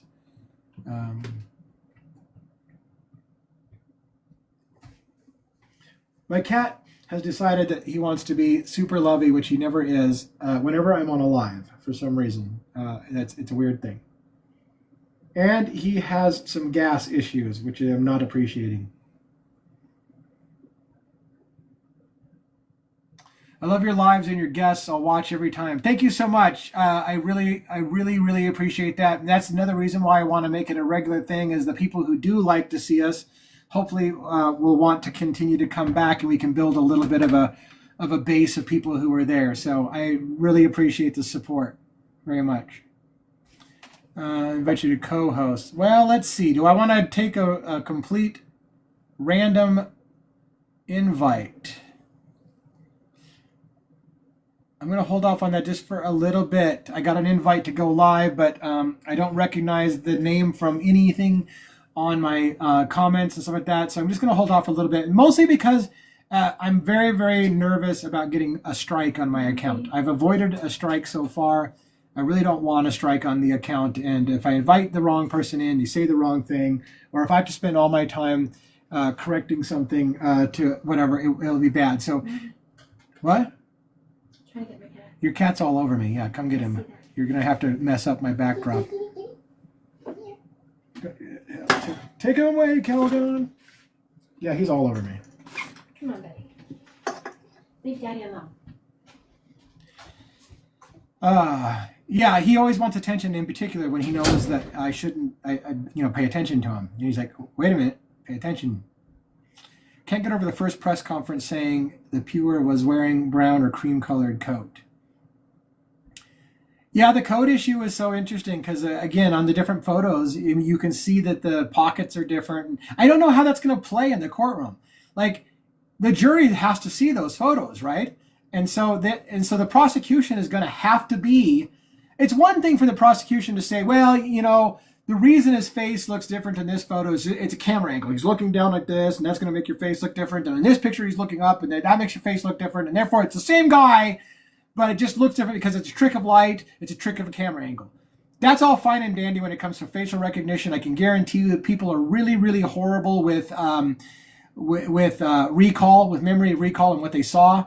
And eyewitness testimony is shit. It's just horrible, which is why cameras are so important, because the cameras, quote unquote, don't lie, they say, but human recall is horrible. But how are you going to convince a jury that the coat pockets aren't changing, and the zipper's not changing, and the color of the backpack's not changing? That's what makes me think Luigi's got an ace in the hole. It's not him the whole time, or any other time. Who knows? I mean, we don't know yet. There are some people who are absolutely convinced this is an open and shut case. They've got him from point A to point B, and he never leaves camera. That's not true. I believe they've already indicated it's not true. They lose him on camera several times. So now the question is, can we prove that it's always the same person they pick back up on camera? Hope is all we got at this point. Right. They have a green jacket, a black puffer from the cab, and evidence now. He was wearing both when arrested.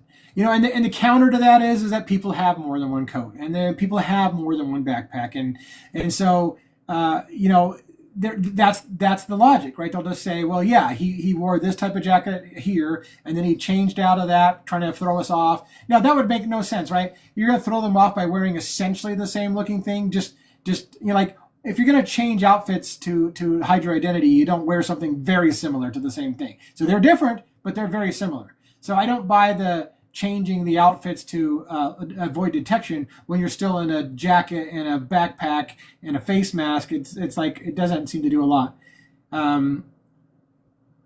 So Haley, your question was blocked probably because you used the S word.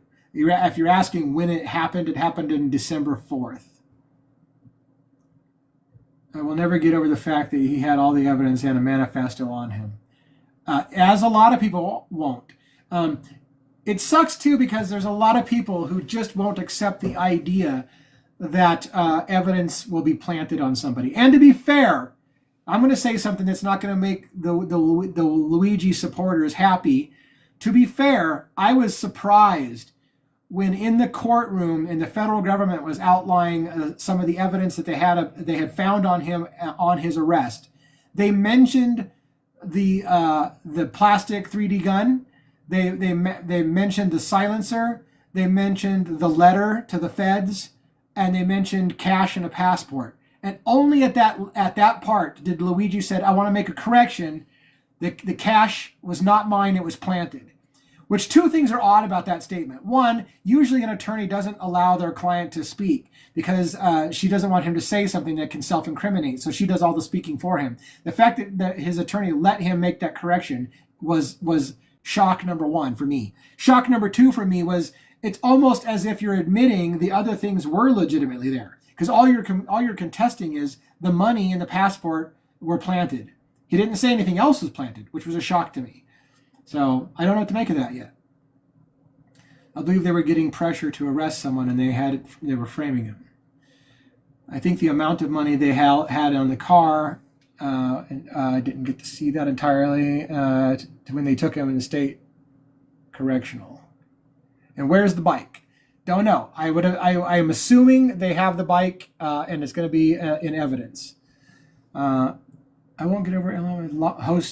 Had host roommates or hostel roommates. Did he bring back the pack? I don't know. Yeah, the hostel roommate thing bugs me a lot too. Just that it had no play. CBS News, AP News covered it briefly, but nobody else seems to cover it. I'm from the right by where he got picked up at. This gimbal, like I said, I'm going to have to next time just put this on a tripod and not on a gimbal because it's going all over the place when I touch it. And the phone call right after which is on camera. Yeah, don't know who that phone call's to, but we're going to find out for sure. There's a lot of weird things in the case, like the putting down a piece of evidence on top of a trash pile, right on top, seemed deliberate to me. It just really did. Now, my co-host to this channel thinks that he probably just thought he wasn't on camera. I'm like, it felt deliberate to me. Like he literally was planting evidence that the police would be able to find quickly for a reason. And maybe it's because the person who planted it wasn't the same person or whatever. Do you think they will find a point A and point B from Central Park in the middle too far with timeline? No, I don't. I think they lost him. And I think they're just going to make the jury believe that there's no reason to believe some crazy conspiracy theory that it's a different person who. So this is the argument I think you're going to make. I don't think they have him continuously in the park. I think they lost him. And I know they lost him because it took him a long time to find the backpack. Think about that. It took them a while to find the backpack with the Monopoly money in it. So if they had him on camera the whole time, they would have pulled up those cameras and they would have known exactly where he went and where he dropped the backpack. They lost him on video. They lost him. What they're going to try to convince the jury is there's no reason to believe that somebody goes into the park on an e-bike wearing that basic outfit and leaves on an e-bike wearing that basic outfit and that it's not the same person. Anything else is just crazy conspiracy theory. There's no big conspiracy going on. It's simple. One guy goes in, one guy comes out. It's the same guy. Even though the defense is going to be like, how long did you lose him? 21 minutes? Did you lose him for 21 minutes? How about 25 minutes? How long did you lose him?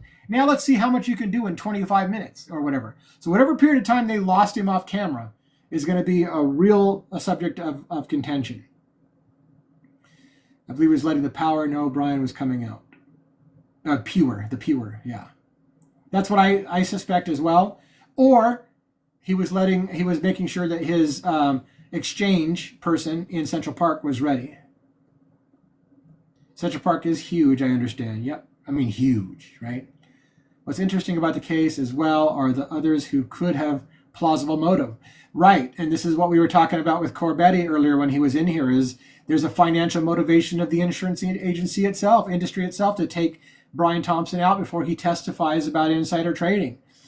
So it could be the health insurance agency hired someone to do a hit. And maybe they even hired somebody to take the fall.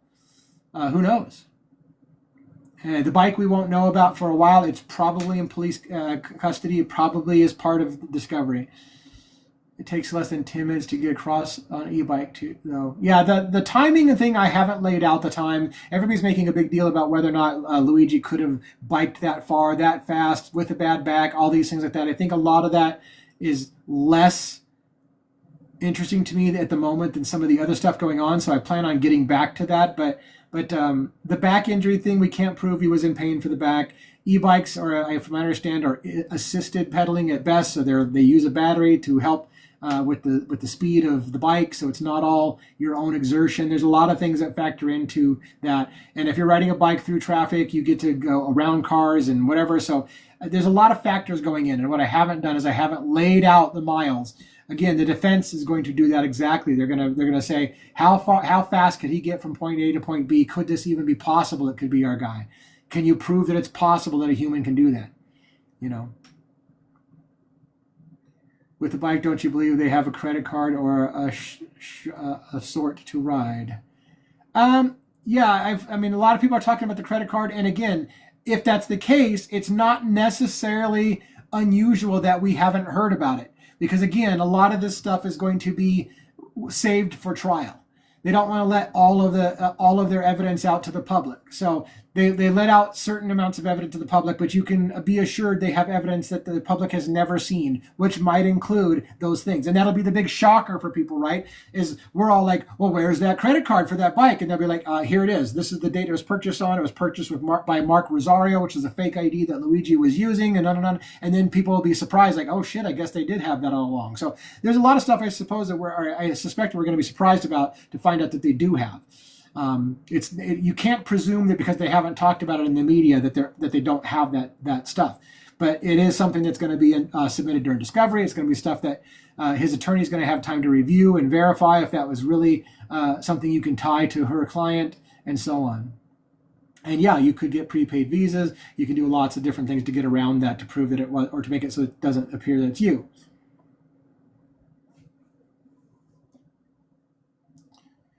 In particular, the other CEO, as well as any other profit from the insider trading case. He's confident. It just throws me off. I don't know. It's kind of going to be interesting. Yeah, it's going to be super interesting to me as well. Do you have to give info for prepaid? I don't think you do. I think you can get a prepaid card that doesn't have your personal info tied to it. Or you can certainly pretty easily, I would imagine, be able to put a fake information in. Thanks for the follow on my account and for following the live, so thank you.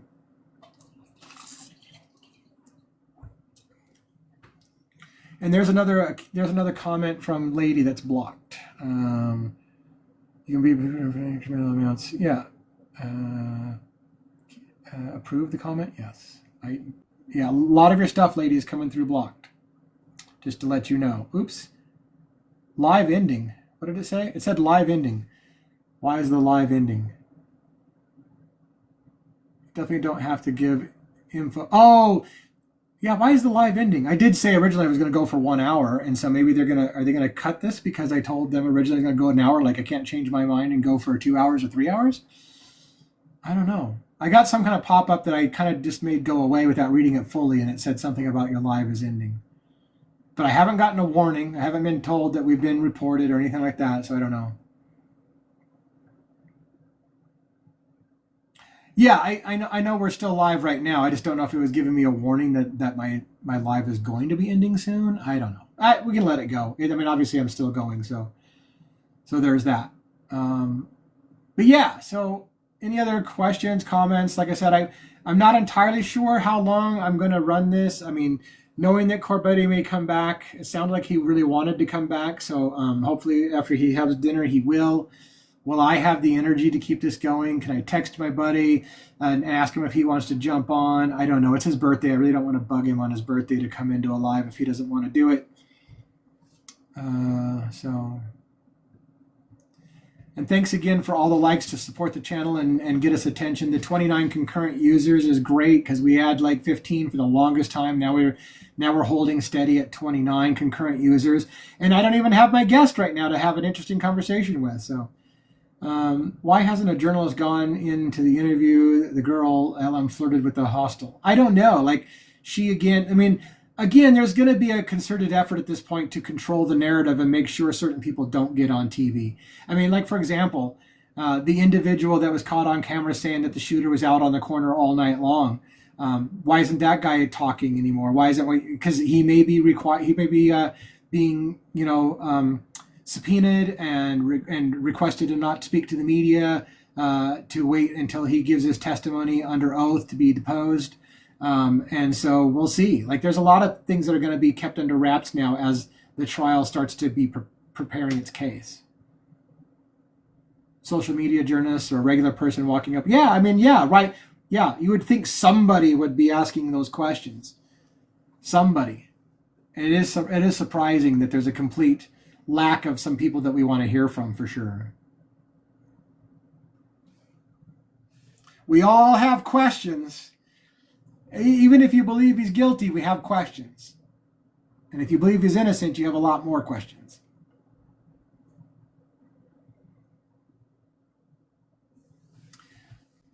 Oh, man, it's been a night. It's been a day. I do have a million questions as well.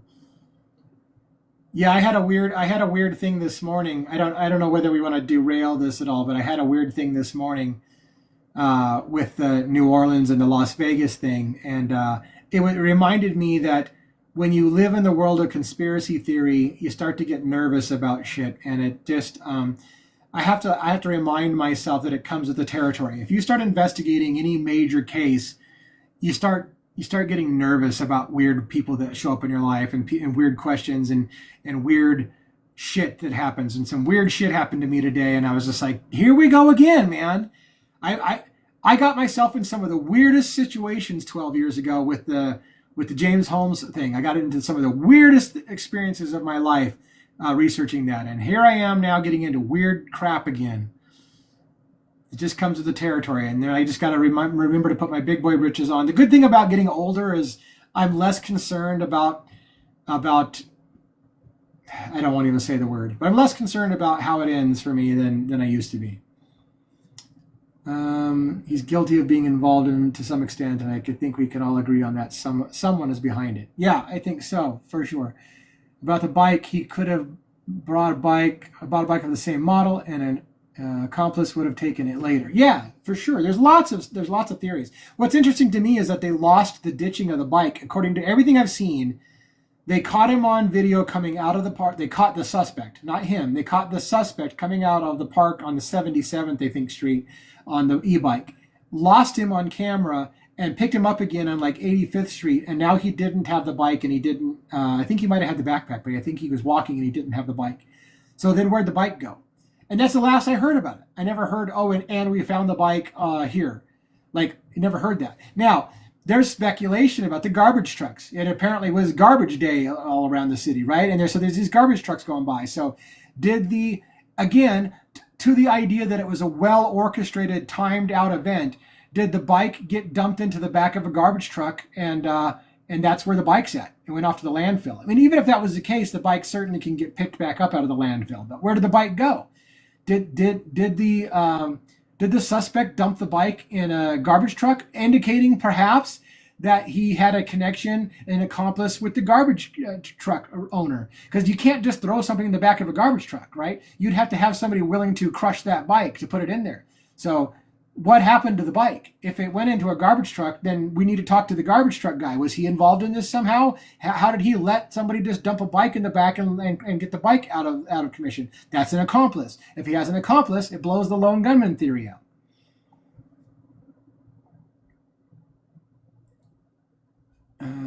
They've been so sus on the bike coming out of CP of Central Park. Yeah, for sure, absolutely. Because I think it's a hole in their prosecution.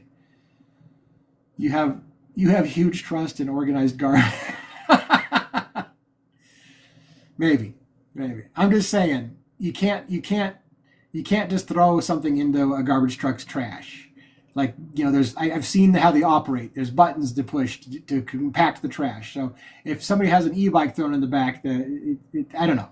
It just doesn't make a lot of logical sense to me. It's not necessarily trust in the organized garbage system or sanitation department, but it seems to me that it's not just something you can just easily dump a bike into a garbage truck and that's it. There's a video of a trash truck and it looks like a guy with a mask is in the passenger side. I've seen that video. I know what you're talking about, and it does look like there's somebody with a mask on in there. I'll give you that. And it also is interesting, the bike that rides back, the e-bike that rides past the garbage truck. I'll give you all that. That's an interesting clip that guy caught, and it was, I think, aired on CBS, wasn't it? I think it was aired on CBS. I want to say they were focusing on the suspect walking on the street, and in the background of them focusing on the suspect walking on the street, somebody rides by on an e-bike past the garbage truck wearing exactly the same basic outfit as the suspect. And then you see a third person potentially inside the cab with the mask on. What the hell's going on with that truck? Did they just accidentally show accomplices in one video right there on the national news, and then like, oh shit, that's going to be a problem later?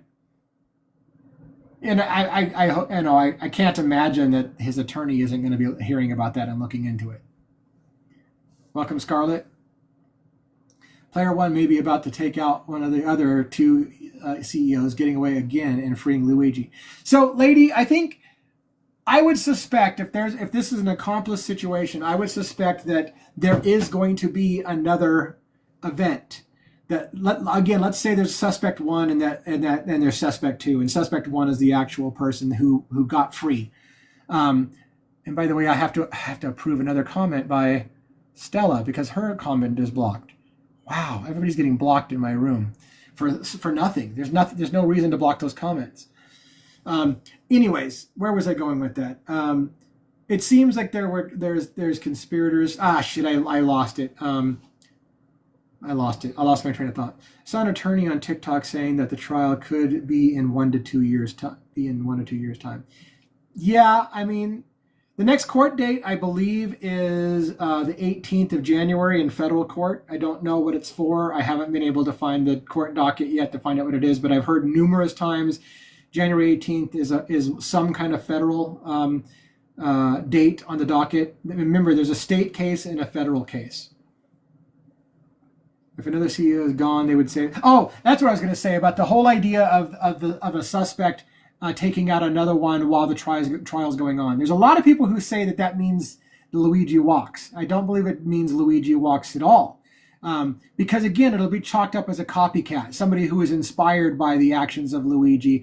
That's the first thing. So it's not going to be a get out of jail free card just because somebody does something like it again. It'd just be viewed as a copycat. Two, the jury is going to be sequestered, and I don't know that the jury is going to know that happened on the outside. So I would imagine that the jury is going to be sequestered. They're not going to be allowed to watch the news. They're not going to be allowed to talk about the case outside of the jury room. And so they wouldn't even know that happened, and it probably won't come up in court that it happened. It'll be immaterial to Luigi's case. The only way it would make a difference is if somehow the person who does it can be proven to be the same person who did the first one, and then that would make a difference for Luigi. If another one happens and somehow it's proven that it has to be the same person who did both, and then Luigi can't be the one, right? Because he's been incarcerated the whole time, and that would be a get out of jail free card. But I don't know how they could prove that. I don't know how they could prove that the guy that did the first one is the same guy that did the second one. My thoughts on the New York jury is just it's going to be difficult for them to find a jury that is going to. Well, first of all, I think they're going to try and move the jurisdiction of the jury out of that area. And it's going to be hard to find a jury that you can be certain is not going to nullify the verdict or have a hung jury. So I think it's going to be really, really hard for them not to have a hung jury or jury nullification. So there's a good chance that that's going to happen, in my opinion. But I also don't see them ever letting Luigi out of prison. So I don't know how to reconcile those two yet. other than having to recharge him with accomplice or something like that and getting a jury to convict on that.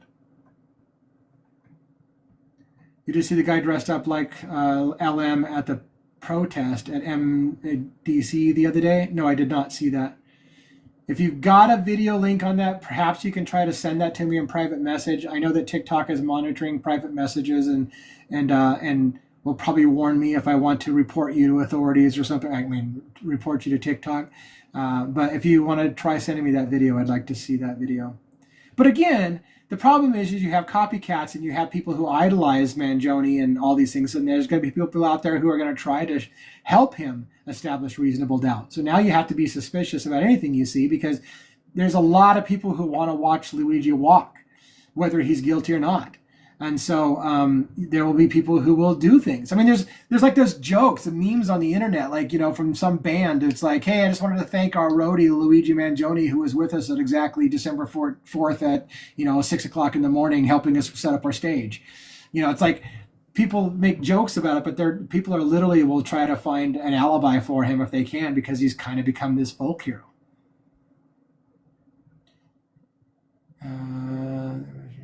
25 years. Okay, wait. Oh, I'm reading too fast on my phone. It's just not working with this whole. Let's see. If they move to another New York borough, they could be less amiable to Luigi Mangione. I don't know. Same here. There's a guy I watch on YouTube, the real Kevin Daly. Is that who it is?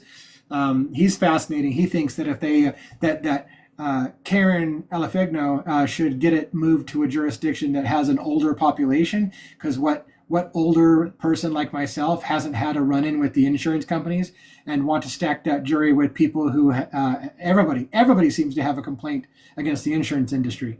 And so if she could move it to a jurisdiction that's more of a retirement community with older people who are more like pissed off at the system for decades of abuse, it would bode well for her chances of getting a jury that she needs.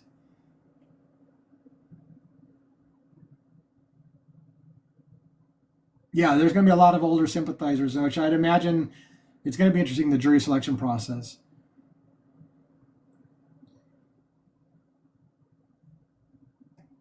It's going to be, this whole thing with the whole, are there multiple accomplices, or did Luigi simply change clothes because people can have more than one jacket? And that's the common defense for those who say it's Luigi the whole time. It's like, there's nothing to say he didn't have two jackets on, and he pulled one jacket off and left it behind and then had a different jacket on. But again, that doesn't make a lot of sense to me. But for some people, that's the answer. Like, well, yeah, he's got multiple jackets. He owns multiple backpacks. It's not a big mystery, but it is a big mystery for me.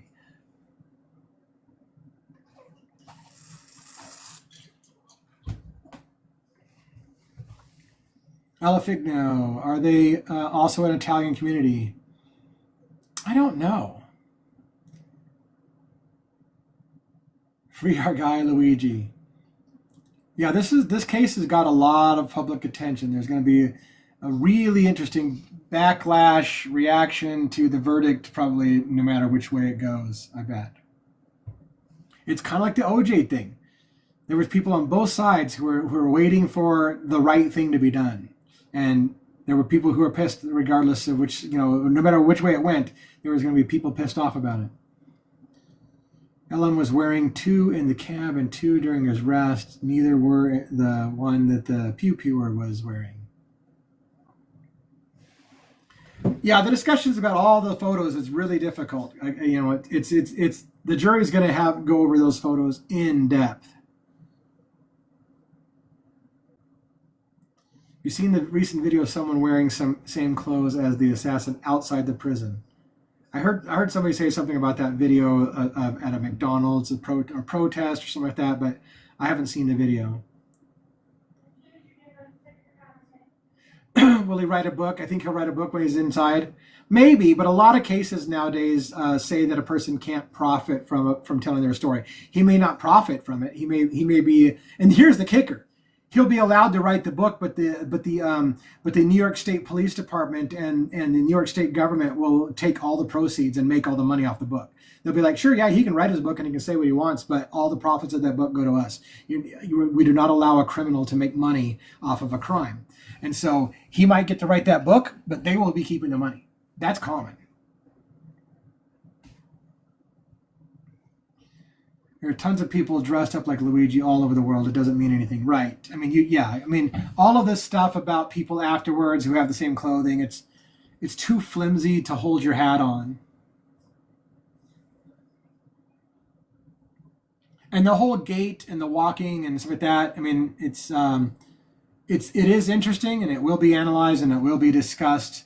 But again, it's difficult. It's like, I don't know if you've seen the movie The Usual Suspects. Remember the movie The Usual Suspects? Kevin Spacey they called him the Gimp, and he walked with a limp the whole entire movie, and then later on you find out he never had a limp. Or maybe it's like the movie with Primal Fear, I think it was, with Richard Gere and Edward Norton, where the guy had a stutter his whole time, and you find out at the end he's been faking the stutter. People can fake their gait, they can make it look one way, and then later on walk a different way, and they could do that to throw people off. So did this person do that? Did this suspect mislead people by making it look that way, so they'd be like, oh, well, this can't be the same person because he's got this kind of walk in this thing and this kind of walk here, and was that just all theatrics to throw people off? I don't know.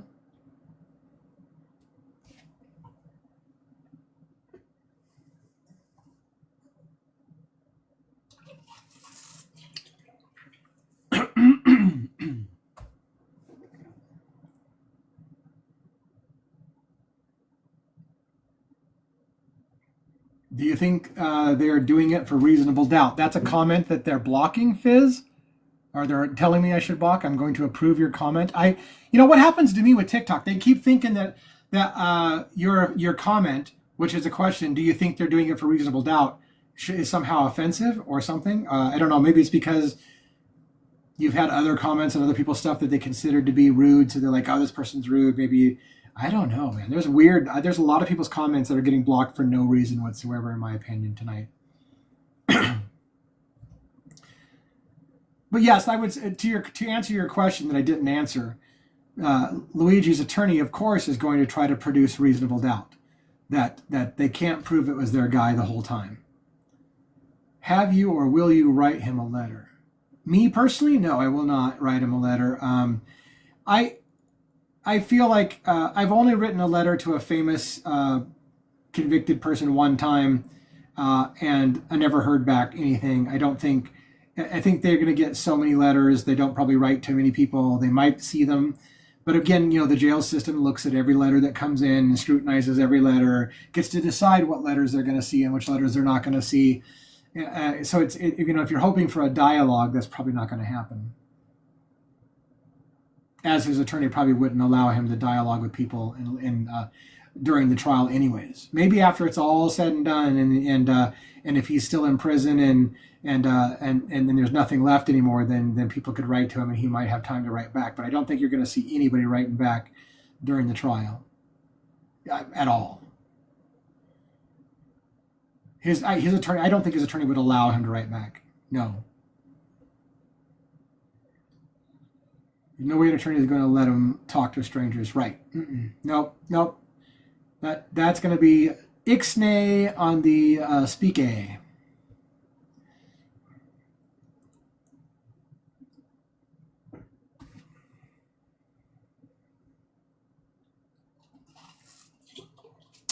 Good live tonight, by the way. Normally we just have 10 to 12. We've had 25 solid for a good going close to an hour now, so I really appreciate that. Every time we do a live, it seems to get a little bit better, and so that's awesome. I really appreciate that. Yeah, not even a gotcha letter, thanks. Not going to get nothing. Pure silence, I would imagine. Mostly when people write to prisoners, especially during a trial, is to show support. It's just say, hey, keep your chin up. We're all out here rooting for you. And it's a chance for you to say that kind of thing. And but yeah, I don't think he's going to be writing back. You see these things online, people who met prisoners and fell in love and got married and whatever because they were writing to a prisoner and stuff like that. We're not at that stage. For every woman in America who has hopes that they're going to marry Luigi, we're not at that stage. He's not going to be talking to anybody during the trial. I'm almost certain. Or men, for that matter. I'm sure there'd be plenty of men that would want to have the same kind of relationship with Luigi. But not going to happen during the trial. And if he's found not guilty, no one will ever see from him. I don't know. I don't know if that's the case. If he's found not guilty, he could be a public spokesman. He could become a folk hero that goes out and freaking runs for president in freaking 10 years. You never know. If he's found not guilty, it's like the Rittenhouse kind of situation. If he's found not guilty, he's going to be doing speaking engagements all over the country, colleges, campuses, everywhere, law events, all kinds of stuff. I suspect if he gets to walk for some reason, you're going to see plenty of him.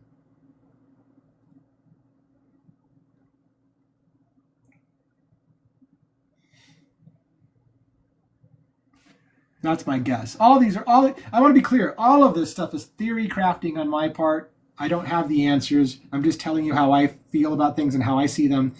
I feel like I'm usually right about most things when it comes to the thing, but I'm certainly not capable of being incorrect. And as my friend always says, more than likely this is going to end up that he just did it. And all of this whole theory crafting about accomplices is probably not going to be it's Occam's razor, right? The simplest answer is usually the correct answer.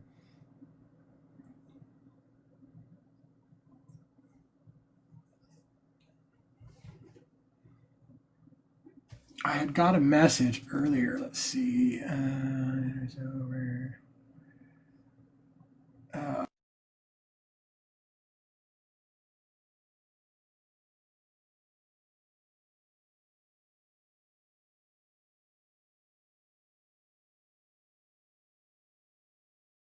Devil's advocate, not my wife. Oh, what was that green thing? Oh, well.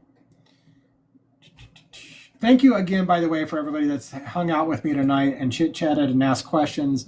For those who hung out with Cobretti, that was a nice gift for the channel to help us have a moment to talk to him about the money trail. The money trail is super fascinating. I'm really, really interested in that kind of the research that he's done on that.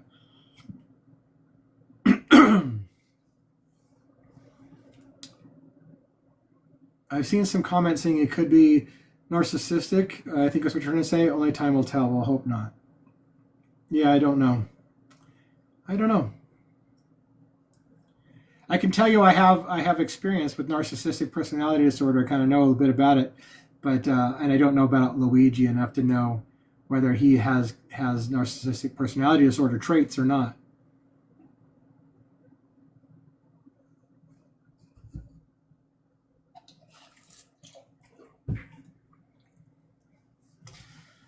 Oh, I feel bad that I'm not talking as much right now. I'm just kind of like chilling. But I feel like with as many people in the room, we should talk about something. But I'm kind of covering a lot of the same questions that I always do.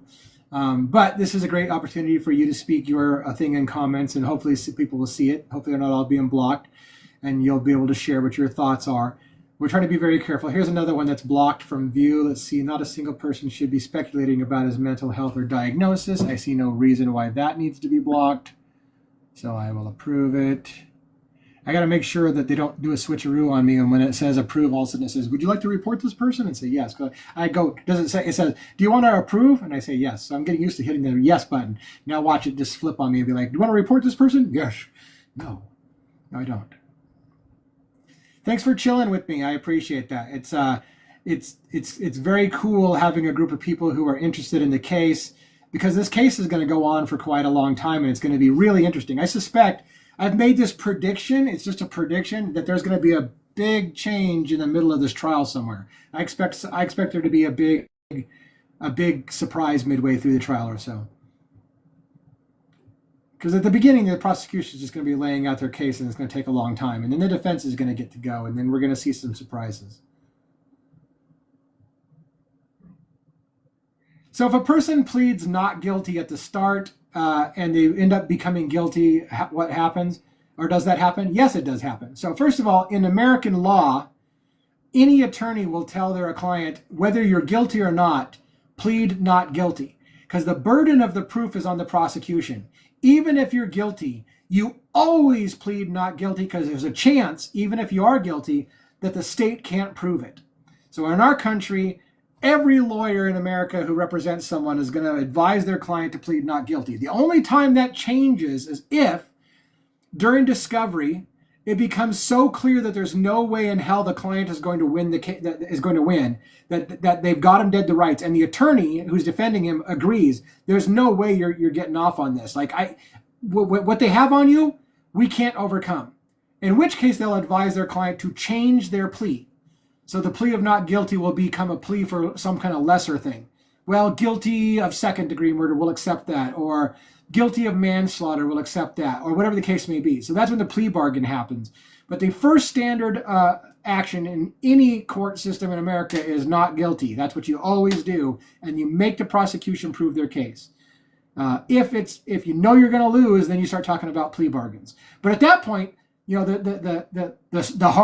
the prosecution is going to be like, look, you can plead right now to, we'll both accept murder too, and we won't have a trial. Or you can be an ass and say you're going to fight it, and we'll go for murder one, and we'll get him for life, and we'll execute him. And so then the attorney defending him has to make a decision. Does she believe it, that they can prove murder one, and they're going to execute him, and say, it's in our best interest, man, to go murder two. They're giving us murder two. If we just accept it and say guilty on murder two, there'll be no trial. You won't be found guilty of first-degree murder, and you won't be executed.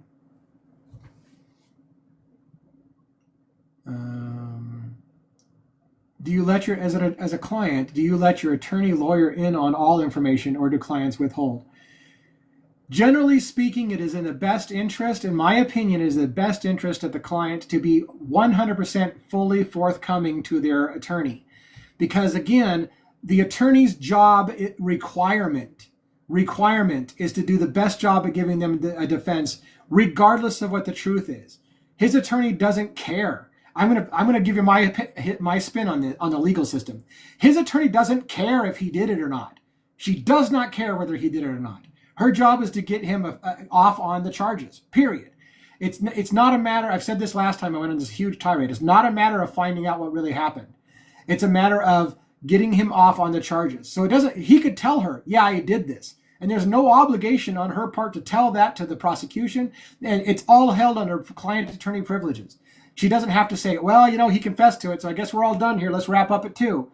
Like, she's still going to give him the best defense that she can. So there's no reason why he can't tell her exactly what happened. And in fact, by telling her exactly what happened, she can know what to avoid and what not to avoid. Is it possible it's hard to prove your innocence and go ahead and plead guilty and try for a lesser? Yes, they called that, I think they called that the Alford plea. So the Alford, if I'm remembering right, the Alford plea in America, and I can't remember who it's named after, Alford somebody. It's a plea that basically says, I'm not guilty, but you have so much evidence, I know you're going to put me away, and there's nothing I can do to change that. So I'm pleading an Alford plea. It says, not guilty, but I know you can prove I'm guilty. And it's a really weird plea. And so he may go for an Alford plea. He may be like, I'm not guilty, but you've got so much evidence you fabricated against me, I'm going to lose this case anyways, so I'm going to plead the Alford plea. Yeah, look that up if you're not familiar with the Alford plea. So if someone does a crime, are they required to disclose that to their attorney? No, they are not required to tell it to their attorney. It probably might be in their best interest to tell their attorney, so the attorney knows exactly where they were and whatever, and be able to find where the areas are that the case has to prove. But I mean, nothing keeps a person from lying on either side. Just as well, law enforcement may lie on the stand in behalf of the prosecution in order to convict their man about things that didn't happen, and they may lie on the stand. Now, we all take an oath, and we all want to put our hands on the Bible and swear before God if you believe in that kind of thing, that somehow it makes it an extra special oath because I've sworn before God. We'd go through the whole ritual to say, you're going to, so help me God, I'm going to promise to tell the truth. But the people lie on the stand all the time. Nothing is going to compel anybody to tell the truth other than their word. You're giving your word before a court of law. And if you lied, you perjured yourself. You lied on the oath, and then you go to jail for lying under oath. So yes, if you lie, if a witness comes forward and lies to put Luigi away, and it could be proved later on they lied, that person is going to jail. That person will go to jail for false testimony.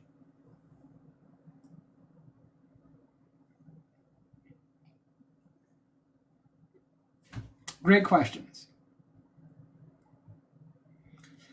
Okay, so we're at 2 hours. I was only going to do an hour tonight. We're at 2 hours. I'm trying to decide whether to wrap up. I know that Mr. Cobretti may come back, and I don't want to leave him hanging if he was planning on coming back, but also it's been 2 hours, and I wasn't really planning on 2 hours.